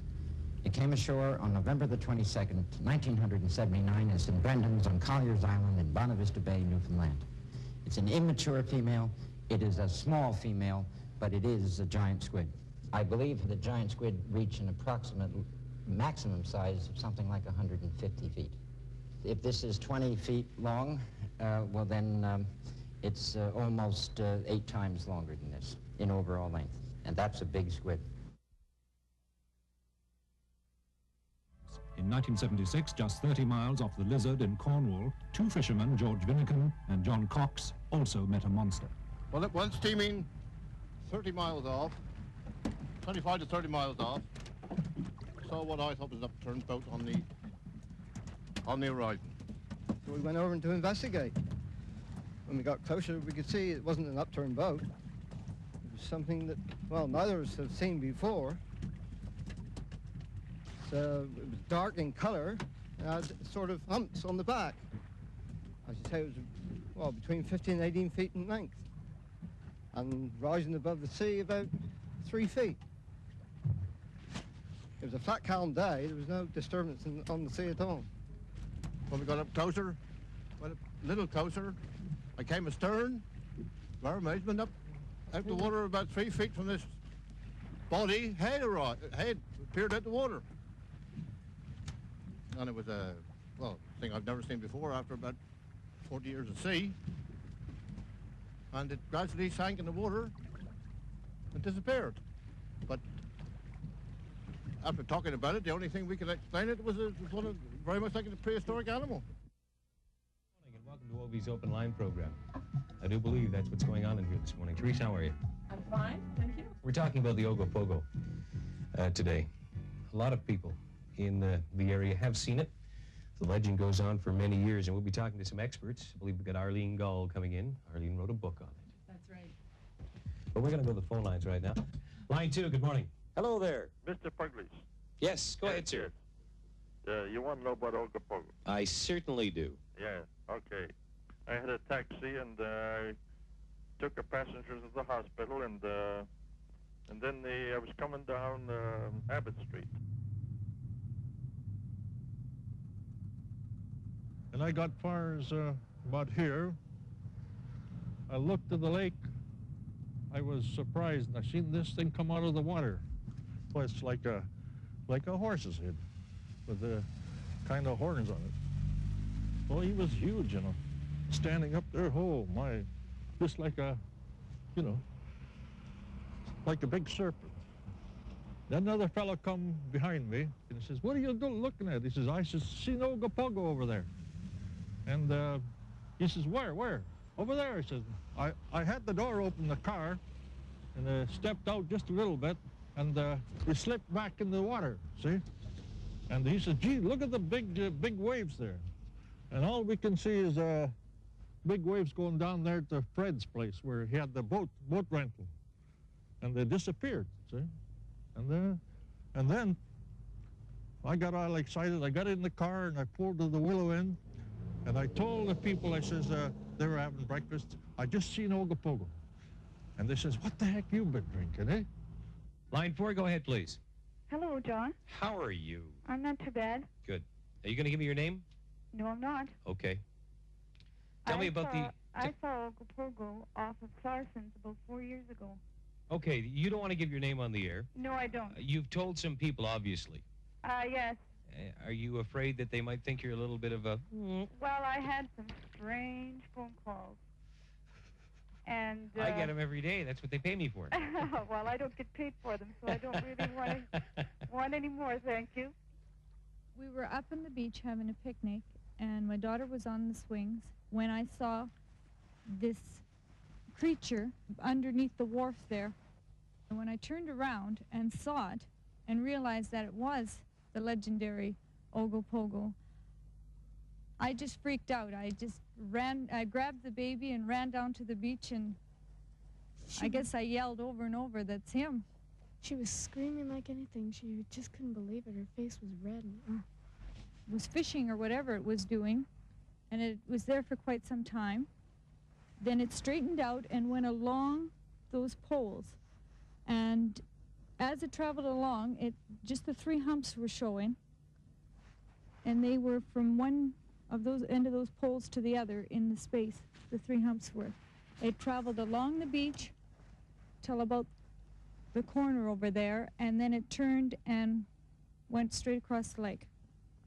All right, we're going to break from the phone calls right now and introduce to you someone that's well known in the Okanagan Valley, Arlene Gall. Arlene has written a book on the Ogopogo. Good morning, Arlene. How are you? Good morning, John. Morning, Teresa. Morning, Arlene. How many sightings have you documented? Literally hundreds. Literally hundreds. When was the first sighting? The very first sighting was in 1852. The first documented sighting in 1852. Okay, 1852, and it's now 1980. Do we take it to mean that there must be more than one Ogopogo? There definitely appear to be more than one. There has been a film that was made, and I think it was back in 1968. It's pretty hard not to believe when you see it right in front of your eyes. Tell us about that film this morning. The Folden film was taken in 1968 by a gentleman by the name of Art Folden. He was returning from a trip to his home in Chase. And as he neared Peachland area, he spotted an object out on the lake, and he said to his wife, "Look, there's Ogopogo." And she laughed at him. And he got out and started filming the creature. And what we see in the film is a large animate object moving through the water, surfacing and submerging at various speeds and at various times. And it also shows the creature taking off at very high speed, producing a massive wake. And this is the footage in the film that I like very much, because you see a creature just pushing water something terrifically with a massive wake in front, just creating huge wave action. This is believability on my part. Have there been any recent sightings? We've had approximately 7 to 8 sightings this year, but we have one that has been the very best sighting. Why? And it was the Rieger family. beautiful day. The water was just as calm as glass. And I just took a look across, I could see a big wave coming. And at that time, I just didn't take much notice of it, and it kept coming closer, and I thought to myself, why would there be a wave coming if there's no wind or anything? So I called to my son, I says, come on back here, and I says, take a look and see if you think what the heck's coming down the lake here. So he took a look at it, and he says, gee, I don't know. So we had his grandson, my grandson was along too. And he said, hey, Grandpa, he says, that's the Ogopogo. It would have ran right into us, but we had to weir the boat off alongside, and then we followed it alongside for about, maybe 15 to 20 minutes. And I'd say the monster was possibly 14 to 16 feet long, which was above water, sticking above about 3 feet. And had quite a hump on the front shoulders and had a hump on the back where the tail went. And I'd say the tail was approximately, probably 30, 40, maybe 50 feet because we couldn't see the end of it. But he did have a long tail. He had 4 legs.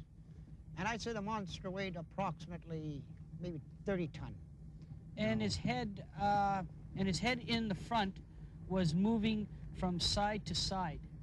It seemed like he was looking for fish or feeding or something like that, and he was stirring up a tremendous amount of water.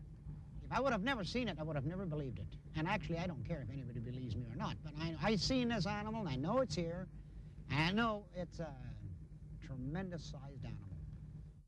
It was some sort of we call it a monster fish, for lack of a better word, but it was approximately 30 to 35 feet in length, and its head was protruding out of the water, and you could see the flagell action of the tail and the waves going beyond it. And I took 2 pictures of it. Well, you said it was roughly similar to this. What was different? Similar to this. I couldn't see these fins on the side because they were, if that is the fish that I saw or whatever, they were not within sight. I mean, I could only see the head and the neck and like the upper part of the body. This is Kent Hovind from Pensacola, Florida. I'm here in Canada at the 100 Huntley Street program. Several years ago, I think 1994, when I was here on the program, I brought my book from Dr. Roy Mackal, A Living Dinosaur, and Cal, who's sitting here beside me, Bombay, said, he said, well, I was in Africa and I saw something like that, a dinosaur. And I turned to this page 256 in Roy Mackal's book, and Cal, you said, hey, I saw one of those. Would you take just a few minutes and tell the folks what you saw and, you know, where you work, and if they can get a hold of you for any questions, and just describe what you saw. Well, it was probably one of the most startling experiences I've ever had. It was about in 1963, I think, and I was on my way through the old roads of Kenya back to Nairobi to pick up a car. So I was taking this old Chevrolet that was almost too big for those roads, for the potholes, and I was going rather slow. And it was a hilly country near a place called Muhoroni, and that's down in the Rift Valley, but a hilly part of the Rift Valley. As we came up over the brow of the hill, my wife was with me, and suddenly laying there in front of us, right across the road, 7, 8, 9 feet long, was what I thought at first was a crocodile. And I thought, no, it can't be a crocodile. This is a dry part of the country. And then as I looked at it, we slowed down and stopped the car, actually, and sat there for 10 minutes looking at this. And as I looked at it, I thought, this is, I mean, the actual word prehistoric went through my mind. I said, this can't be real. I've seen pictures like this, but not quite like this one. Anyway, from the tail right through to the back of its head were I don't know what you call them. Serrations, ridges. Ridges, like triangulars, perfect triangles, all the way from the tail to the head to the tail. And it was just laying squatted down on the road, seeming to sun. And so I looked at the thing for 10 minutes. I could shoot myself for not having my camera with me that day, but I wish I had. But there it was, and I had never seen anything like it, and nor before nor since. And I've asked people. In fact, I went to the Natural Museum and said, have you ever seen anything or heard of anything in Kenya of this nature? And they said, no, there's nothing like that alive today. I said, I saw something. And I argued with them really rather intently for a while, and they said, well, it must have been a figment of your imagination. Well, my wife and I both saw it, and we asked for several years, we asked anybody if they'd ever seen anything like that. Nobody had, nor have I since. But there it was, laying on the road. After about 10 minutes, it stood up, not quite as high as this drawing, but it just kind of wandered off into a very dry part of the country, bushy a little bit, not much greenery. It was a dry time of the year, and it just took off. And Mary and I just kind of looked at each other in wonder, saying, what in the world is this thing? What color was it? It was kind of dusty gray. Okay. Could you see the eyes? Yeah, they'd blink. In fact, it turned its head and looked at us. You know, it didn't seem to be afraid of us. Could you tell from the pupil of the eyeball, was it slotted or round? Or couldn't you see that? Not that close? I don't think I was close enough to see that. Was the shape of the snout like a crocodile? Would you say? More like a crocodile than a hippo, say. Okay, yeah, sure. It had a long face. Now, some of the African people I asked, they said, oh, that was a monitor lizard. Well, I said, impossible. I've seen many monitor lizards. I've never seen one 9 feet long. Right. Never as long as that. And I've actually killed a couple of monitor lizards with my car. And they're smooth-skinned and no ridges in the back. I know a monitor lizard when I see one. This was not a monitor lizard. This had those ridges down its back. Could you tell if it had smooth skin or scales? It looked kind of bumpy, more like an alligator. Right, okay. On the sides. I don't think it had scales. Okay. I can't really be sure. All right, well. It's been a lot of years ago. It's this is 1997. I understand. Well, I've been saying for years there's a few dinosaurs still alive, and your first thought in your mind was something prehistoric, huh? Well, of course, I have been preconditioned by all the education that I'd had up till that time that these things don't exist. Whatever it is, it can't be a dinosaur. That's the first thought most people have. Well, I considered it had to be some kind of a lizard. Sure.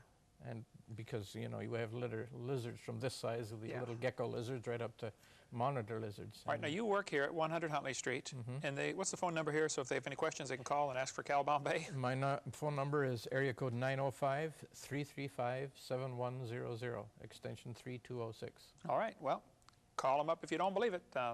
I saw it. I mean, a lot of some still alive. When I saw this picture, I thought, that's what I saw. I mean, all right, let's get them to zoom in on this picture if you can real quick, and we'll close out with that. If you have any questions, we'd be glad to help. Give us a call if you want more information on dinosaurs. You let us know, and we'll be glad to send you our videotape on creation, evolution, and dinosaurs. So that's what you saw that day, 1962. That's as close as anything I've ever seen. Okay. Well, thank you so much, brother. I appreciate the time, and God bless you. You're quite welcome. Thank you. We hope you've enjoyed this video series on creation, evolution, and dinosaurs. Much more important, though, than knowing all the truth and facts about science is to know the truth about whether you're going to heaven or not. If you've never trusted Christ as your Savior, let me explain quickly what you need to do to go to heaven. The Bible says we're all sinners. We've all broken God's laws. We've disobeyed the Creator. We've done wicked things. We're sinners. Some are worse than others, at least in man's eyes, but we've all broken God's laws. And the Bible says you have to repent. The word repent means to turn. It actually means two things, to turn from your sin and to turn to God. God's looking for a change in your attitude where you say, Lord, I don't want to do wrong anymore. I'm sorry, I've offended you. I want to do right. And you turn from sin and you turn to God and say, God, would you please forgive me? Would you save me? The Bible says in Romans chapter 3, verse 23, that all have sinned and come short of the glory of God. You need to admit you're a sinner. Number two, the Bible says in Romans 6:23, the wages of sin is death. We deserve to die and go to hell because of our sin. But Jesus died for you. He loves you. He wants you to come to heaven. And anybody that will ask Him for the free salvation, God will give you the gift of eternal life. It says in Romans 6:23. It's a free gift. And it says in Romans chapter 10 and verse 13, whosoever shall call upon the name of the Lord shall be saved. If you would just call and say, Lord, I'm a sinner, would you please forgive me? And ask Him. He will give you that free gift of eternal life. Why don't you just pray with me right now, and you could receive Christ as your Savior. There's no magic words. God's looking at your heart. But if you could say this and mean it, God would forgive you. Just say, Dear Lord Jesus, I know that I'm a sinner. I've broken your laws. I'm sorry. Please forgive me. Please apply your blood to my account and forgive my sins and take me to heaven. In Jesus' name, amen. The Bible says if you call upon the Lord, you shall be saved. So if you've asked the Lord to save you, He promised He'd save you. Now your job is to grow. Read your Bible, pray, get involved in a good Bible-believing church, and begin to grow to be a good Christian. Thank you so much. Call or write if we can be any help at all. We'd be glad to help. What you're about to hear is an audio tape made of apparently the roaring of the creature in the Congo swamp the natives call Mokele Mbembe, which would be one of the few living dinosaurs. The sound appears to have a flapping or slapping sound near the end of each roar. Some have speculated that this may be similar to the gecko lizard that makes a little roaring sound, and then the flap of skin under its throat slaps back against the throat, making the slapping sound. That's the best so far we have on this. If you hear any more, please let me know. Hope you enjoy it.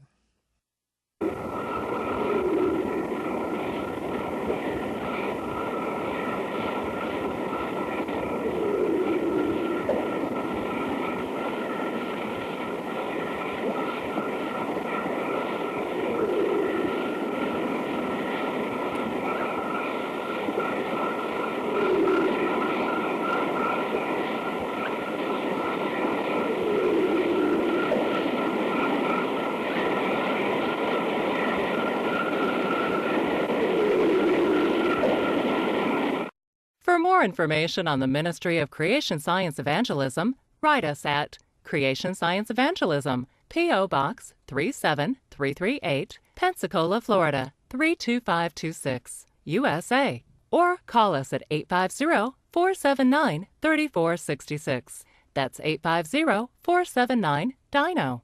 You may also visit us on the web at www.drdino.com. That's www.drdino.com.